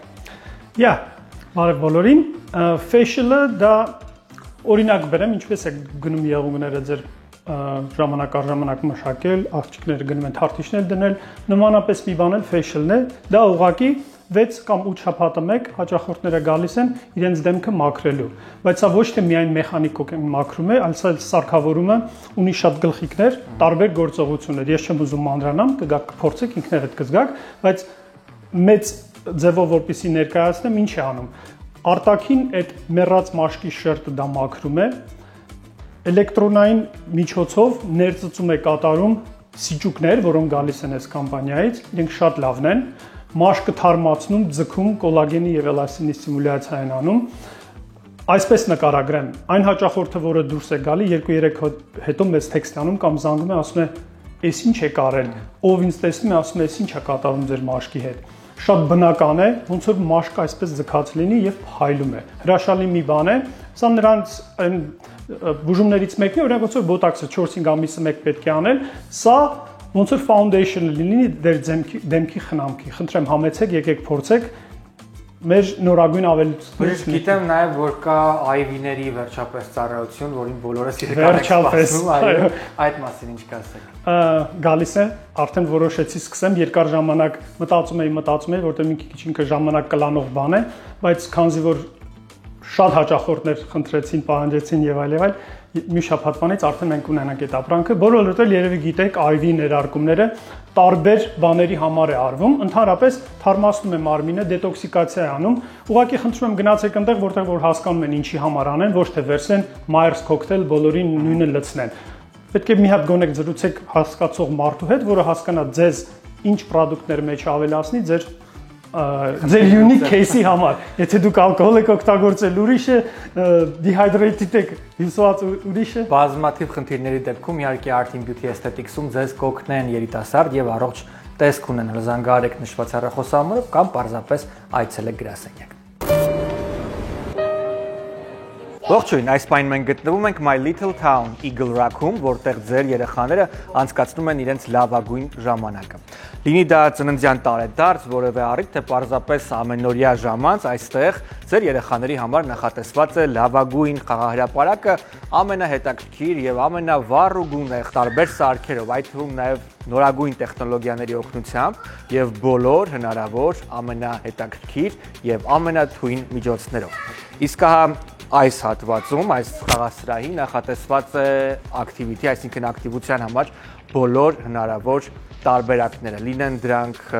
փաստորեն թեմատիկ խաղեր, թե պարզապես իհարկե ակտիվություն։ Նաև պետք է նշել, որ հատուկ ծնողների համար նախատեսված հատված կա այստեղ վերևում, որը հնարավորություն է ձեզ ընձեռելու, անցկացնել ձեր ժամանցը եւ միաժամանակ հետևել երեխաներին։ Այնտեղ կա եւ բիլիարդ, եւ տարբեր խաղերի հնարավորություն, եւ պարզապես իհարկե լավ ժամանակ անցկացնելու հնարավորություններ։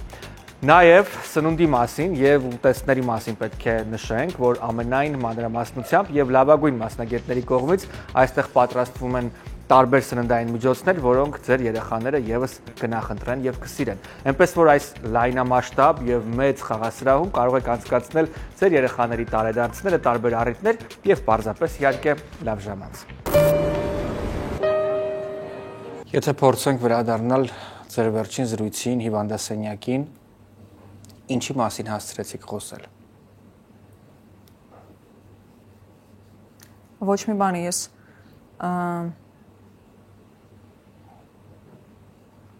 երբ որ դու հասկանում ես, որ ինչ որ պահերի դու անզոր ես, ինձ չգիտես թե ինչու միշտ թվում է, որ ես ամեն ինչ կարող եմ։ Ու դա մոտ վատ կողմ ունի, գիտես, ես ուզում եմ հիմա ու այստեղ։ Ինձ մոտ միշտ այդպես է, ուզում եմ հիմա ու այստեղ։ Ու երբ արդեն իր մոտ է, ես աննախ վիճում էի բժիշկների հետ, բղավում էի, արդեն գիտես, որ չէի կարողանում տիրապետել, ինձ լավ չեք անում, սխալ եք անում, այսպես պիտի անեք, այնպես պիտի անեք։ Դու գիտակցությունդ արդեն հասկանում ես, որ վերջ, դուռը փակվել է, էջը փակվել է, բայց դու միևնույնն է շարունակում ես ինչ-որ բաներ անել, ու ես ուղղակի ասեցի, լավ, պապ, ես հիմա այսօր գնում եմ, ասա ինչ կուզես, ու վերջին նախադասությունը այդ եղավ, որ ասեց կուզեի մի քիչ էլ մնալ, բայց երևի այսօր վերջի օրը լինի։ Ու վերջ։ Ես դուրս եկա ու իմացա, որ գիշերը մահացել է։ Հետագայում արդեն հիշելով ինչ զգացողություններ կան, զղջման զգացողություն, որ չմնացիր կամ գուցե եթե դու գիտակցեիր, որ դա իսկապես վերջինն է, որևէ բան կասեիր, ժեստեր, գրկել, չգիտեմ։ Միշտ ինքը առողջապես այն վիճակում չէր, որ ան գրկեի կամ ինչ-որ մի բան, եւ այդ երևի պապայից եմ ես ժառանգել մի քիչ էլ մամայից կողմից, գիտես, ամենածանր պահերին ես ինչ-որ քարանում եմ։ Իմ մոտ սառում են էմոցիաները ու ես չեմ կարողանում արտահայտել։ Ես ոչ կարող եմ լացել, ոչ կարող եմ ինչ-որ նետվել գիրկը, ասել վայ, պապ, ես քեզ իմ մոտ լրիվ սառում եմ։ Ես ուղղակի դառնում եմ քարի պես։ Ոչ ուզում եմ խոսել, ոչ ուզում եմ լսել, եւ նույնիսկ կարեկցանքի խոսքերը ինձ սկսում են նյարդայնացնել։ Դա երևի ինչ-որ ինքնապաշտպանողական ռեակցիա է լինում ծանր իրավիճակներում։ Ամեն մեկի մոտ մի կերպ է դրսևորվում։ Գիտես, որպես լրագրող ինձ համար հիմա առավել մեծ պատասխանատվություն կա այս զրույցի նկատմամբ, որովհետև երևի քեզ համար էլ գաղտնիք չէ, որ մարդիկ ուժեղ կանանց կամ թույլ տղամարդկանց չեն սիրում ուժեղ կանանց կամ էմոցիոնալ տղամարդկանց, ու քո անձի հետ կապված տարբեր քննարկումներ կան եւ ուժեղ, անընդհատ ուժեղ լինելը մարդկանց որոշակի զանգվածի զայրույթն է կամ հակակրանքն է առաջացնում։ Ու ինձ համար որպես լրագրող հիմա պիտի հեշտ լիներ քեզ այդպեսին էլ ներկայացնել, անցնել առաջ։ Բայց իմ առաջ ես ուրիշ խնդիր եմ դրել, իսկապես բացահայտել քեզ ու իսկապես այն բազմաթիվ, չգիտեմ, հյուրերի ցանկում, ովքեր անընդհատ երևում են, դու հազվադեպ ես հայտնվում կադրում, հարցազրույցում ու ուզում եմ, որ իսկապես այս առիթը մենք ճիշտ օգտագործենք։ Անկամ հորդ կյանքից հեռանալը դու ներկայացրեցիր վերջին րոպեները իր հետ հանդիպման, այսպես պրակտիկորեն շատ արագ ասաց, որ վերջինը օրն է երևի, ես ասացի ես պիտի գնամ, ջղայնացա, գնացի եւ այլն եւ այլն։ Ես վստահ եմ, որ դա այդքան էլ այդպես չի։ Ու դա գալիս է մանկությունից։ Եվ ես մեծացել եմ մի ընտանիքում, որտեղ հա, ինձ ասում էին, որ ինձ սիրում էին, շատ ջերմ էին եւ այլն, բայց այնպես չէր, ինչպես հիմա իրենց թորների նկատմամբ են անընդհատ գրկում են, համբուրում են, իրենց ուսերին են ման տալիս եւ այլն։ Դա վստահ մեծ տարիքում իր հետևանքներն ունենում է։ Ինչու էր դու պաշտպանվում։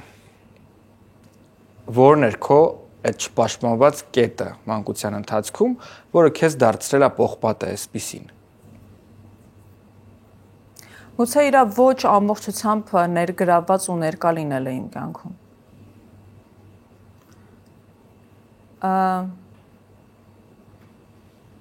Այնքան օրեր կային, որ կարելի էր միասին անցկացնել, այնքան խոսքեր կային կիսատասված, այնքան դրվագներ ու նկարներ կային մինչև վերջ ավարտված, այնքան այլ կերպ կարող էր լինել, բայց լինում է այնպես, ինչպես որ լինում է։ Հա, կապ չունի օրական, քանի անգամ ես դու խոսում, կապ չունի, որ ծնողական ժողովին են գալիս, կապ չունի, որ որևէ ինչ-որ իրավիճակում ինչ-որ բանի կարիք չես ունենում։ Միևնույնն է, դու միշտ ունես այդ պակասը իր ամբողջությամբ ներգրավված լինելու։ Ես գուցե մամայից էլ ամբողջությամբ դա չեմ ստացել, ես հիմա այսպես իմ մոտ միշտ այդ պատը կա, հələ չեմ քանդում ես հիմա այդ պատը, որ չդառնամ խոցելի շատ, բայց միևնույնն է, կան լիքը իրավիճակներ, որոնք քեզ ստիպում են հասկանում ես ինչ ասած ենթագիտակցորեն բան կան, որ ես չեմ թողնի, որ դուք ինձ նեղացնեք, չնայած քեզ ոչ մեկ չի ուզում նեղացնել։ Դու անընդհատ ինչ-որ ունես կարիքը այդ պաշտպանված լինելու, պաշտպանված գալու ու մեծ տարիքում արդեն մենք ավելի շատ էինք ընկերացել, որովհետև փոքր ժամանակ Ես իհարկե ունեմ շատ ուրախ հուշեր իր հետ կապված, բայց ես այդ պատմությունը իր հետ կիսատ թողեցի։ Մենք միևնույնն է ինչքան էլ որ կապված էինք ու ինչքան էլ որ նման էինք իրար, ինչ որ մի բան կիսատ մնաց։ Ու շատ արագ ու շատ հանկարծ այդպես ավարտվեց դրանով։ Այդ իմ ամենատխուր, ամենասև օրն է եղել այդ հիվանդանոցում։ Ես չեմ ուզում հիշել այդ օրը, ես չեմ ուզում հիշել իր տեսքը ինքը ինչպիսին էր, որովհետև շատ համակրելի տղամարդ էր papan, բոյով, նիհար, լավ կառուցվածքով, այսպես շատ բնավորությամբ, շատ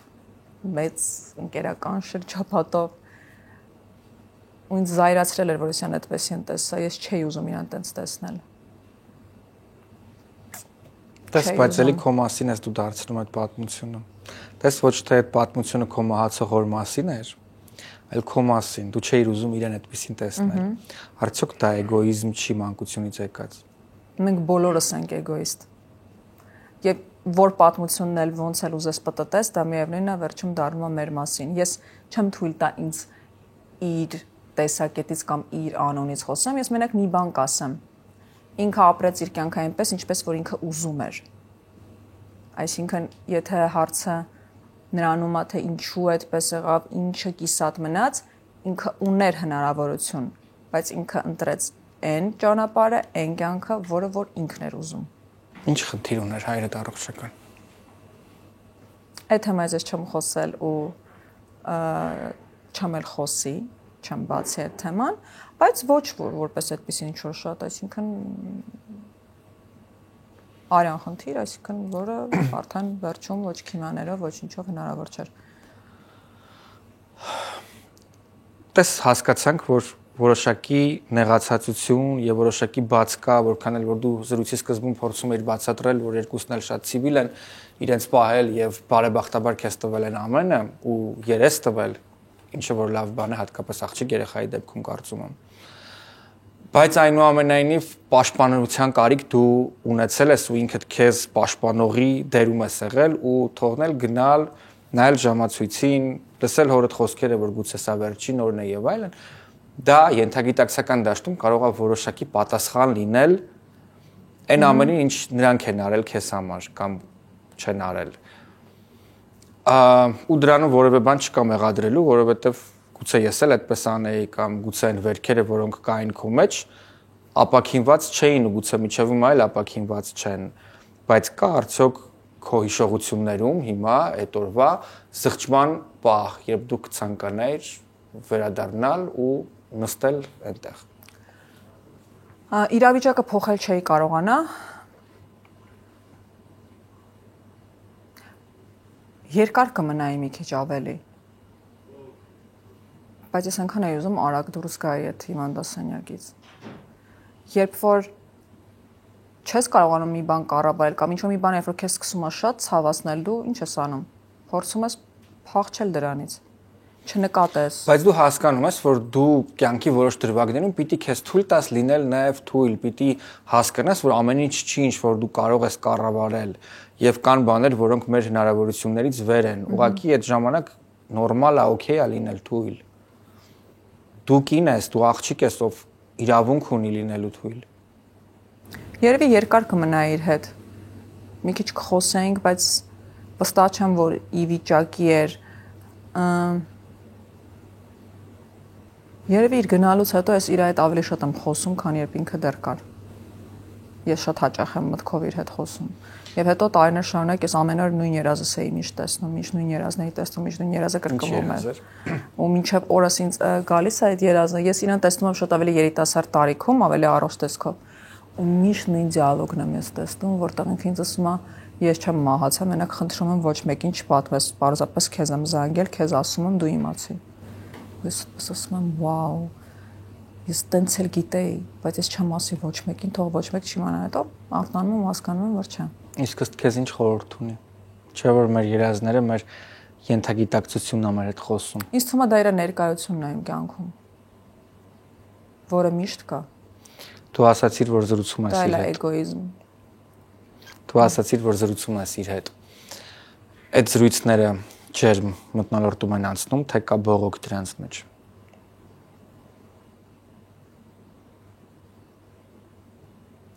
Ավելի հանգիստ մթնոլորտում են անցնում։ Ես այն իրավիճակները, որոնք ինձ հունից հանում են եւ ինձ ջղայնացնում են, ես կարող եմ տենց իր հետ ուղղակի ասեմ, օրինակ դու ոնց կանեիր, օրինակ դու պատկերացնում ես, ոնց կարելի էր սենց անել, ոնց կարելի էր նենց անել։ Գիտես,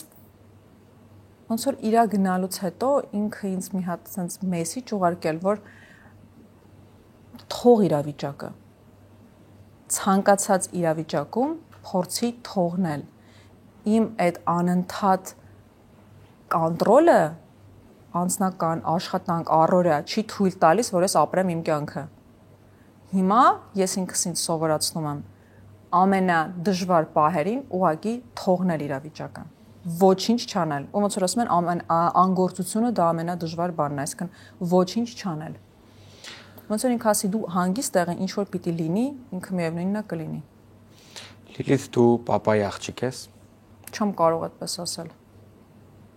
Հա, երևի։ Մենակ ո՞րն է եղել, էլի այդ պապայի աղջիկ ուզում եմ հասկանամ, դա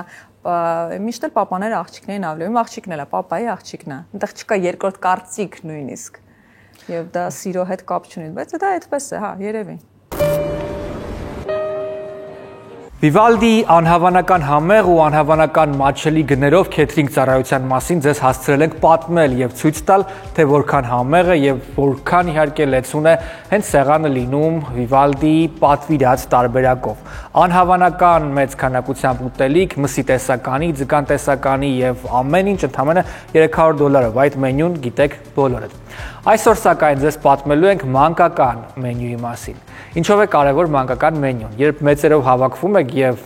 ճաշակում ձեր սիրած խորովածը, քեբաբը եւ այլն, մոռանում եք երեխաների մասին եւ վերջիններս էլ մնում են ընդամենը պիցայի հույսին։ Կամ երբ որևէ մանկական սրահում ծնունդ կամ որևէ առիթ է լինում, այդ փաստորեն բանկետ հոլը կամ մանկական սրահը պետք է անպայման մանկական քեթրինգ պատվիրի։ Վիվալդիի քեթրինգը 10-ից 12 հոգու համար մանկական ընդամենը $150 է, այն պարունակում է իր մեջ այն ամեն համեղ ուտեստները, որ սիրում են ուտել երեխաները եւ որ ամենակարևորն է Վիվալդին երեխաների համար մշտապես չափազանց ուշադիր է եւ զգոն։ Այնպես որ ավելի լավ տարբերակ պարզապես լինել չի կարող։ Ողջույն, այս պահին մենք գտնվում ենք Omorphia Luxury Salon եւ Spa-ում, որտեղ լավագույն մասնագետները beauty industry,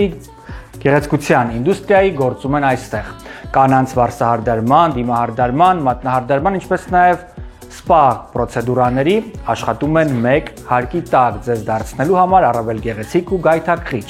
Այնպես որ զանգահարելով այս հեռախոսահամարով, վստահ եմ, մեկ անգամ այցելելով եւ ժամադրություն վերցնելով դուք կդառնաք Omorphia Luxury Salon Spa-ի մշտական այցելուն։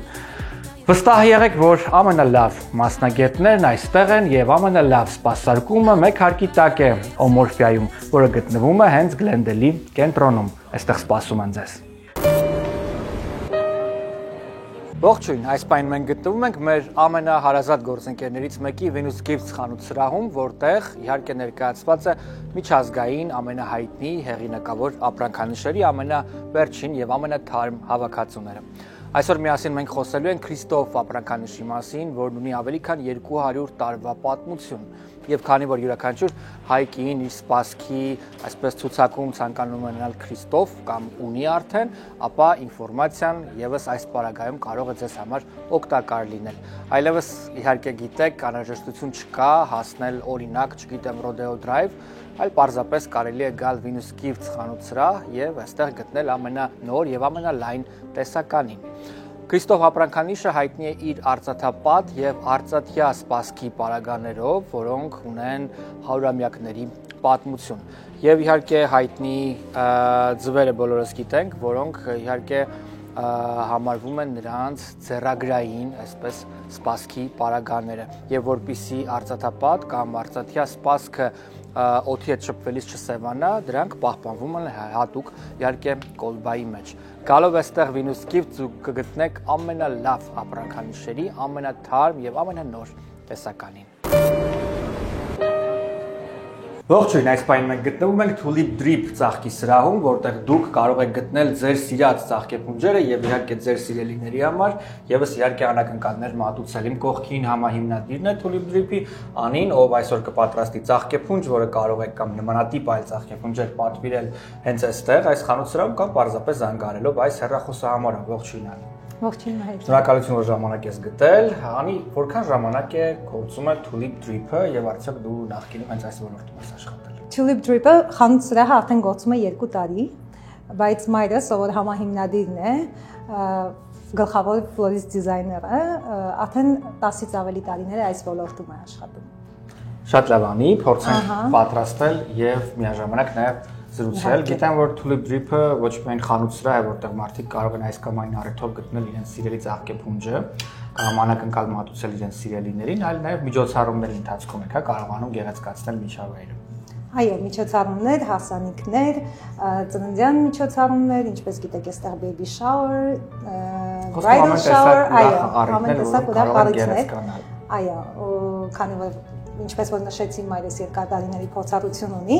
այնինչ պատկերացնում է հաճախորդը, մենք փորձում ենք իրագործել եւ այդ փորձառությունը թույլ է տալիս բացի այն ինչ որ պատկերացնում ենք, նաեւ կարողանանք կյանքի կոչել։ Հիանալի է Tulip Drip-ում դուք կգտնեք ձեր սիրելի ոճի ծաղկեփունջեր եւ միաժամանակ իհարկե կարողանաք հենց ձեր ամենագեղեցիկ միջոցառումները կազմակերպել Tulip Drip-ի դիզայներների հետ։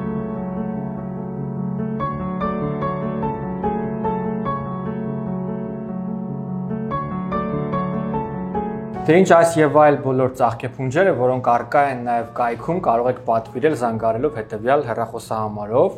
Անի, որքան վաղուց պետք է նշեն այս կամ այն միջոցառման կամ ծաղկեփնջի համար պատվերը։ Միջոցառումները իհարկե պատրաստվում ենք երկար, որովհետեւ քննարկվում է, հանդիպում է լինում նախ սկզբում, հետո քննարկվում է, պատկերացնում ենք, արժեք ենք առաջարկում, այսինքն ժամանակ է ուզում։ Ծաղկեփնջերի դեպքում ունենք եւ խանութում արկա, որ մարդիկ կարող են անցնել ու վերցնել, ունենք կայքում, կարող են պատվիրել, ունենք նույն օրվա առաքում, այսինքն նույն օրվա մեջ կարող ենք առաքել կայքում արկա բոլոր։ Այո։ Դե ինձ զանգահարեք նշված հեռախոսահամարով կամ այցելեք կայք։ Իսկ Վահեն կարողանում է լրացնել բաներ, բացեր, որոնք որ կապված են պաշտպանված լինելու, թույլ լինելու եւ նման հանգամանքների հետ, որ կապ չունի տարիքը, յուրաքանչյուր երևի կին աղջիկ իր մեջ ունի այդ բացը։ Հա, կարողանում եմ։ Իսկ դու կարողանում ես իրեն թույլ տալ, որովհետեւ ես չեմ կասկածում, որ Վահեն կարողանա դա անել, բայց կասկածում եմ, որ դու իրեն թույլ կտաս, որ նա դա անի։ Ճիշտ ես կասկածում։ Հաճախ ես ուզում ասեմ ես կանեմ, ես կլուծեմ, ես կանեմ, ես կլուծեմ, ես կանեմ, այդպես մի 10 անգամ հետո ասում եմ դու կանես։ Կարելի է ավելի շուտ նա ուղղակի ասել, բայց հա ինքը կարողանում է։ Ինքը իր տեսակով ոչ մի կապ չունի իմ պապայի հետ, դրանք երկու ծայրաստիճան, ծայրահեղ տարբեր մարդիկ են, բայց Վահեի տեսակը ու իր աուրան իհարկե կարողանում է լրացնել։ Բայց դու կարողանում ես քո մեջ կոտրել այդ պատը ու թույլ տալ։ Հիմա եմ սկսել, նոր եմ սկսել։ Հիմա մենք փաստում ենք, չէ, հասկանում ենք, որ ամեն ինչ գալիս է մանկությունից ու ինքդ քեզ պաշտպանել է մանկության ընթացքում։ Միանշանակ։ Պրոյեկտվում է հասուն կյանքում։ Միանշանակ։ Ու կա մի կետ, երբ դու կամ պիտի դա առաջ անցնես, կամ պիտի մնաս նույն տեղում։ Դա երբ արդեն մայրանում ես, երբ արդեն ծնող ես դառնում։ Դու ծնողավարման նաև միկրոբլոգ ես վարում, որին հետևում են, չգիտեմ, գուցե դա այդպես նպատակաուղղված ծնողավարման համար չի, բայց ես գիտեմ, որ քո հետևորդների մեծ մասը երիտասարդ մայրեր են, կանայք են, ովքեր քո օրինակին շատ են հետևում եւ կարող են ընդունել, քո կերպարը չընդունել, բայց միշտ հաշվի են նստում քո արտահայտած կարծիքների եւ տեսակետների հետ։ Երբ արդեն դարձար մայր, կարողացար մի կողմ դնել բոլոր այն չփակված էջերը, գելշտատները, մի խոսքով են բոլոր խնդիրները, որ բոլորիս մանկությունում կա, եւ փորձել դա անել մաքուր էջից, որպեսզի դա չփոխանցես սերնդեսերունդ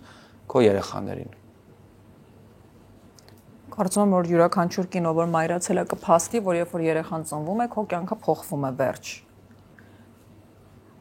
Գոնե թե այդ պահին շոկային առումով փոխվում է։ ինչ որ կանայք կասեն, որ իմ եւ երեխայից հանդիպումը առաջին դա ամենաուրախ պահն էր, մեկը կասի, որ դա ամենասարսափելի պահն էր, չեմ էլ ուզում հիշել այդ օրը, մեկը կասի, որ ինքը թողեց իր աշխատանքը, որպեսզի մեծացնի, մյուսը իմ նման կասի, որ ինքը նայումս շուտ դուրս եկավ աշխատանքի, որ հանկարծ չկտրվի իր իրականությունից։ Բայց դա ամբողջությամբ փոխում է քո կյանքը։ Վերջ։ Այն պահին, երբ կինը որոշում է մայրանալ, ինքը մեկընդմիշտ պետք է իր համար ընդունի, որ երբևէ այլևս չի լինելու իր կյանքը այնպիսին, ինչպիսին որ եղել է, ու ընդհանրապես կապ չունի այդ երեխան որ տարիքում է, դեռ հələ նոր պիտի ատամ հանի, թե արդեն այն տարիքում է, որ կարող է կամուսնացնել, վերջ։ Դու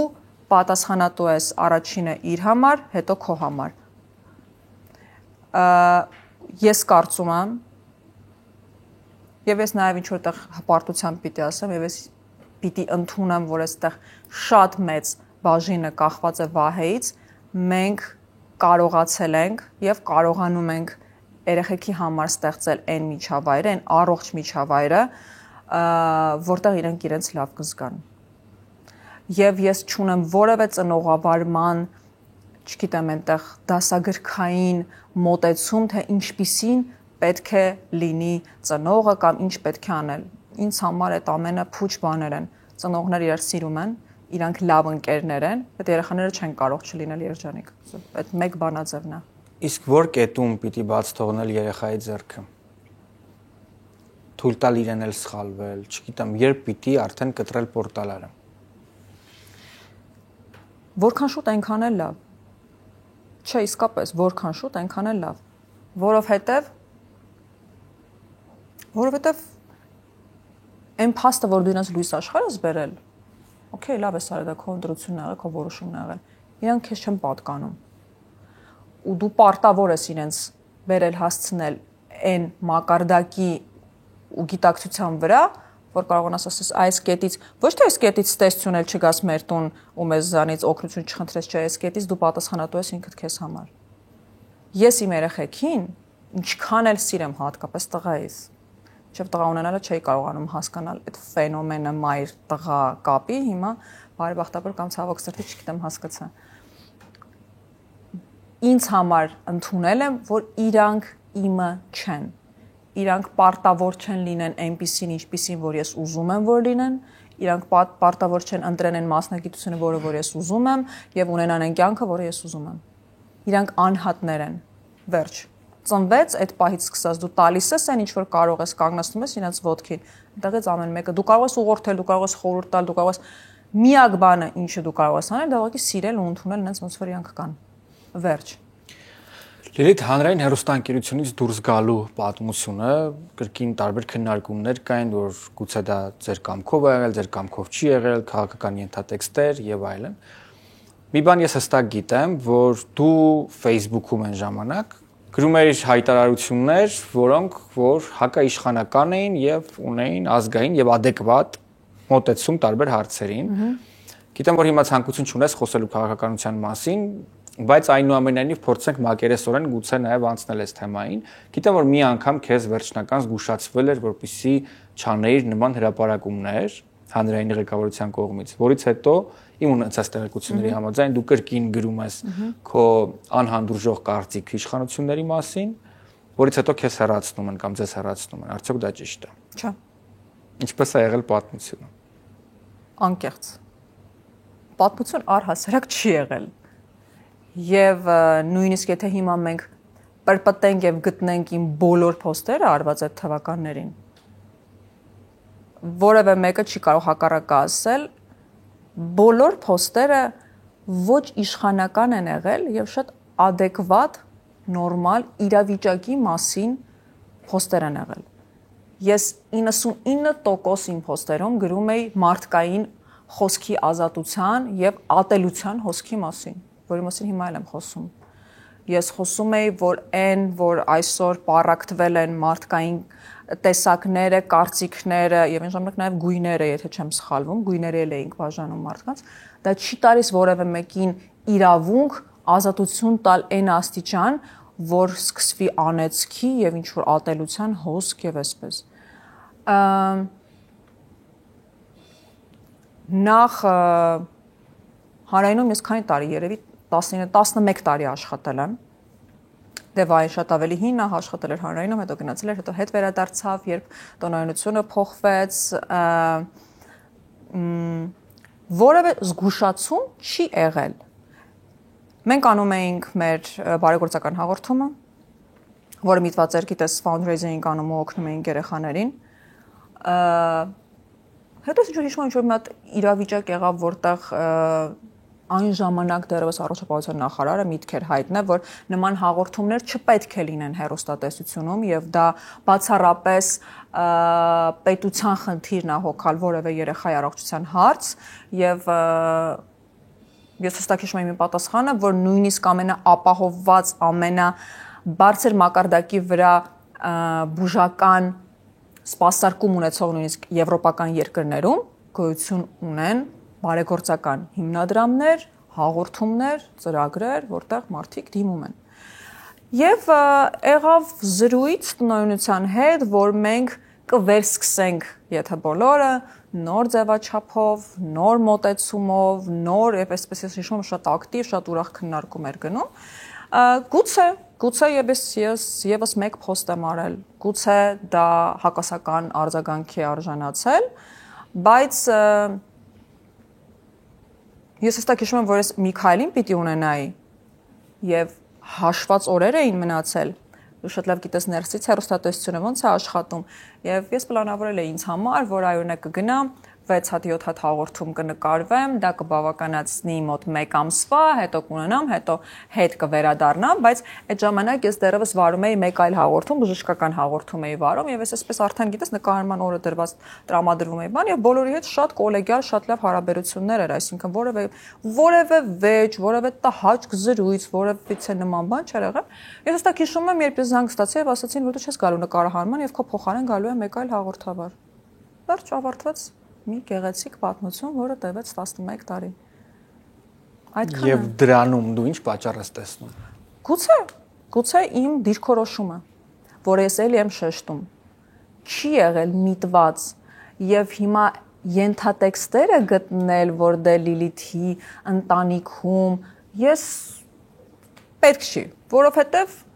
կար թե լավը եւ թե վատը, խնդիրները շատ Գիտես օրինակ մի հատ շատ լավ դրվագ հիշեմ, բոլորը ինձ հիմա գուցե չէ, դու էլ այդպես սկսեցիր, որ քո կապերը, քո ընտանիքի կապերը գուցե օգնել են, բայց որևէ մեկը չի հիշում, որ այդ կապերի իրականության ժամանակ իմ Instagram-յան էջում ես post-եր էի անում story-ի տարբերակով մարդկանց հոց բազմության, ովքեր խնդրում էին, որ իշխանությունը փոխվի։ Դա ոչ մեկ չֆիքսեց, որ ինչ է կատարվում։ Լիլիթը ինչ է ասես բաներ դնում, ինքը պետքա որ հակառակը անի։ Բայց մեկ գրառում, որը իմ կարծիքն է եղել ստեղծված իրավիճակի մասին, գուցե պատճառ դարձավ, որ ես չպետք է աշխատեմ հանրայինում։ Քավ լիցի, վստահ եմ, որ արդարացված է եղել որոշումը իմ գոլեգաների կողմից։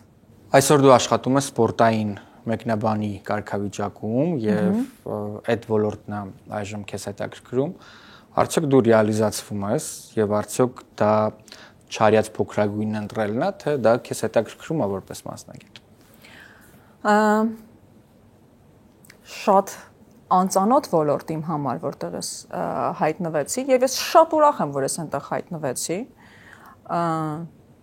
Եվ կարծում եմ, որ մենք այդ մասին էլ հանգիստ կարող ենք խոսել, որ հանրայինում նաեւ տնօրինություն փոխվեց։ Ես տնօրինության փոփոխությունից հետո վայի հետ եւս մի տևական ժամանակ աշխատեցինք, հետո դուրս եկանք։ Եվ մեր տնօրինի հետ կարելի ասել, որ մենք այսպես թիմով հիմա հայտնվեցինք սպորտային հեռուստաալիքում, որը ուներ իր շատ մութ ու տարօրինակ կողմերը, հասկանում ես, ես գնացել եմ սպորտային հեռուստաալիք միտեղ, որտեղ ֆուտբոլը գոլ էր, բրծավ։ Ֆուտբոլ գոլ, ինչ որ ուրիշ բան պիտի իմանամ ես այդ աշխարհի մասին, թե ոչ։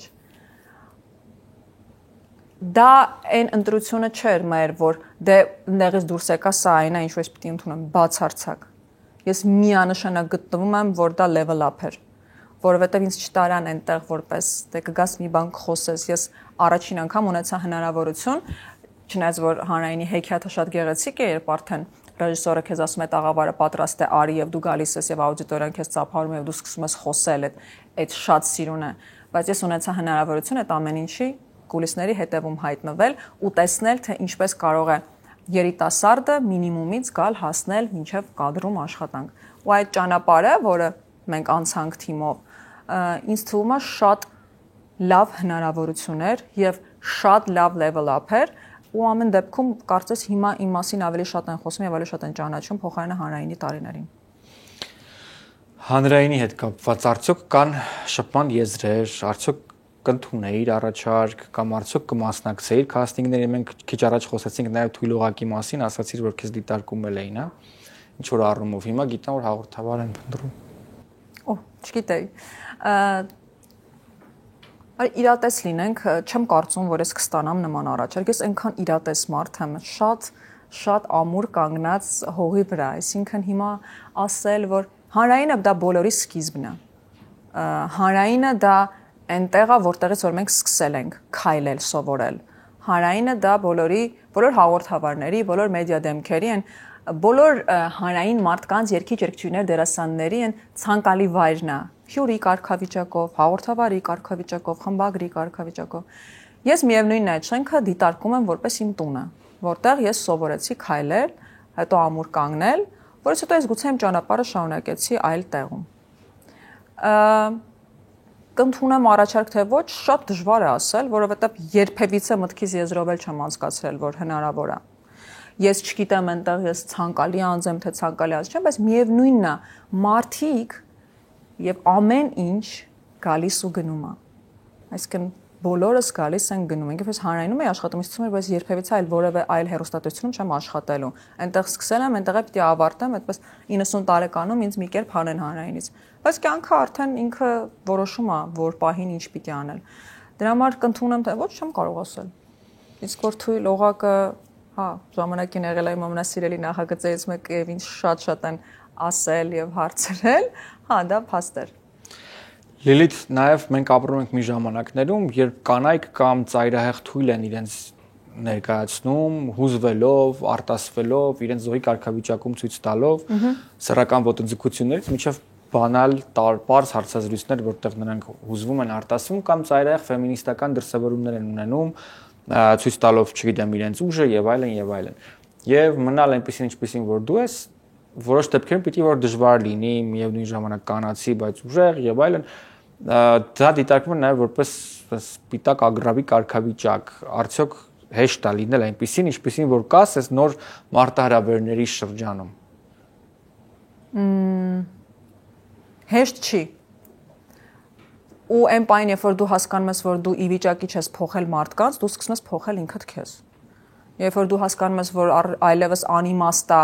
չգիտեմ այնտեղ, հա, Դարտանյանի պես հանել թուրը եւ միայնակ դուրս գալ ամբողջի դեմ եւ կռվել, դու ուղղակի ընդունում ես իրավիճակը։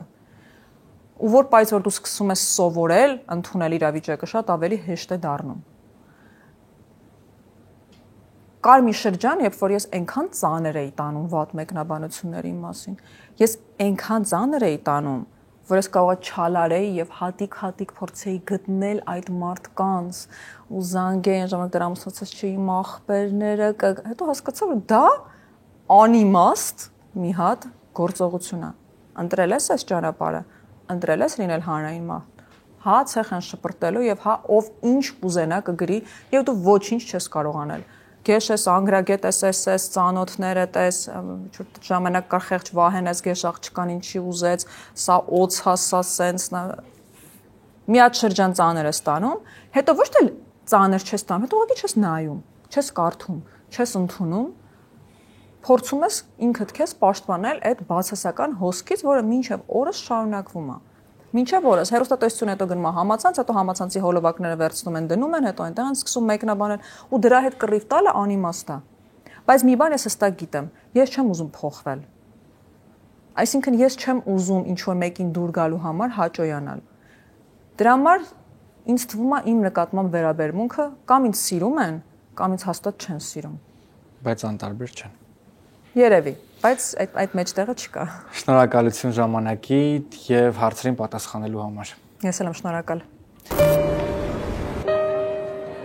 Ողջույն, այս պայն մենք գտնվում ենք Արցախի պողոտայում գտնվող Lions Partners Insurance-ի գրասենյակում, որտեղ աշխատում են լավագույն մասնագետները, որպեսզի ձեր կյանքը ապահովագրեն լավագույն տարբերակով։ Գնացինք ներս։ Lions Partners Insurance ընկերության մասնագետներն ու փորձագետները շատ կարճ ժամանակահատվածում կգտնեն ձեր կյանքի ապահովագրության լավագույն տարբերակները։ Ինչու ընտրել Lions Partners Insurance ընկերությունը, որովհետև այս կազմակերպությունը չի առաջարկում պարզապես մի ապահովագրական ընկերության ծառայություն, այլ պարզապես հանրախանութ է ապահովագրական ընկերությունների համար։ Ինչպես ընտրել ապահովագրական ընկերություն։ Ես կարծում եմ, որ լավագույն ընտրությունը կարող է լինել մասնագետների եւ աշխատակիցների փորձառությունը եւ տարիների background-ը, տարիների ունեցած իհարկե վստահությունը, եւ որ ամենակարևորն է, կազմակերպությունը պետք է վայելի համայնքի եւ հասարակության բնականաբար իհարկե սերն ու վստահությունը։ Lions Partners Insurance ընկերությունը վստահաբար առաջինն է ոլորտում։ Անշարժ գույք ձեռք բերելը մշտապես լավագույն ներդրումներից մեկն է եղել մարդկանց համար եւ իհարկե կան երկրներ ու տարածքներ, որտեղ օր-օրի ձեր գնած անշարժ գույքը կարող է ծառայել ձեզ համար։ Team R Realty-ն եւ մասնավորապես համահիմնադիր Մարիամը մեզ կօգնեն պարզել, թե Դուբայում անշարժ գույք ձեռք բերելը որքանով է արդյունավետ։ Շնորհակալություն Մարիամ։ Մարիամ, առավելությունների մասին արդեն հասցրել ենք խոսել եւ մեր հետևորդները գիտեն։ Հետաքրքիր է նաեւ ինձ տեղեկանալ, թե ինչ նախագծեր կան, որոնց վրա կարող են կենտրոնանալ, ինչ գնային քաղաքականության մասին է խոսքը։ Ահա։ Տեսեք Մհեր ջան, նախագծերը իրականում տարբեր են։ Ես միշտ սիրում եմ հաճախորդին համապատասխան ընտրություն կատարել։ Ինչու՞մն է դա կայանում, հա։ Կան մարդիկ, ովքեր ցանկանում են գույք ձեռք բերել զուտ վարձակալությամբ հանձնելու համար։ Մենք դրանից ելնելով դիտարկում ենք պրոյեկտներ։ Ես սովորաբար առաջարկում եմ քաղաքի ակտիվ թաղամասերում կամ, եթե մեր բյուջեն մի փոքր բարձր է եւ դա մեզ թույլ է տալիս ներդրում կատարել ծովափնյա առաջին գիծ նախագծում եւ օրինակի համար հանձնել դա վարձակալությամբ Airbnb, հա, ծառայությունով, այդ պարագայում ակտուալ նախագծեր են Mina Russia թաղամասը, Dubai Islands-ը, իմ շատ սիրելի Ալմարջան կղզին, որտեղ կառուցվում է Wynn կազինոն, որտեղ բնակարանների արժեքները սկսում են 450,000 ԱՄՆ դոլարից։ Կարող ենք դիտարկել շատ լավ բնակելի համալիր քաղաքի կենտրոնում, որտեղ օրինակ արժեքները սկսվում են 250-300,000 ԱՄՆ դոլարից եւ ձեռք բերել այնտեղ գույք ընդամենը 10% կանխավճարով։ Այնպես որ սիրելի հետևորդներ, անշարժ գույք ձեռք բերելու ցանկություն եթե կա ձեզ մոտ, ապա Մարիամը պատրաստ է ձեզ օգնել այս հարցում։ Զանգահարեք նշված հեռախոսահամարներով, այցելեք կայքը կամ հետևեք Instagram-յան էջին։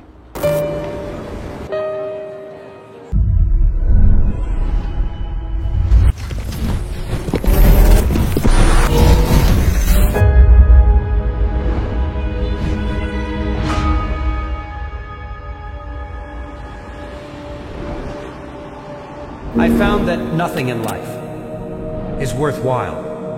unless you take risks.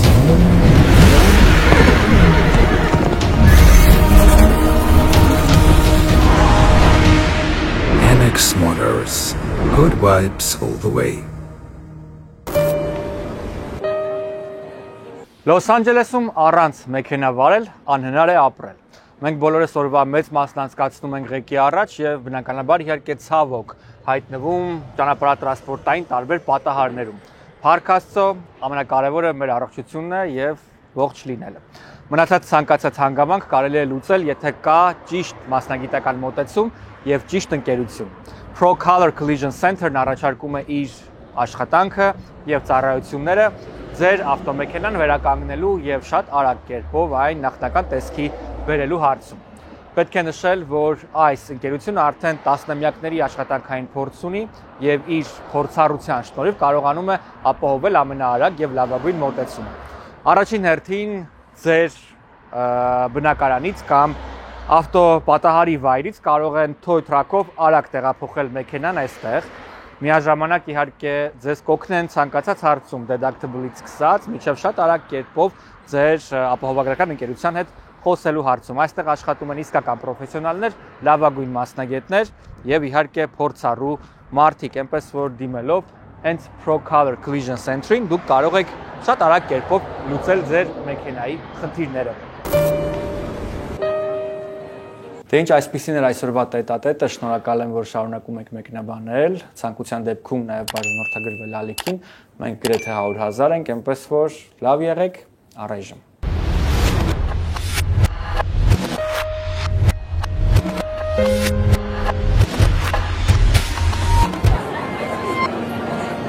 The story you are about to hear is true.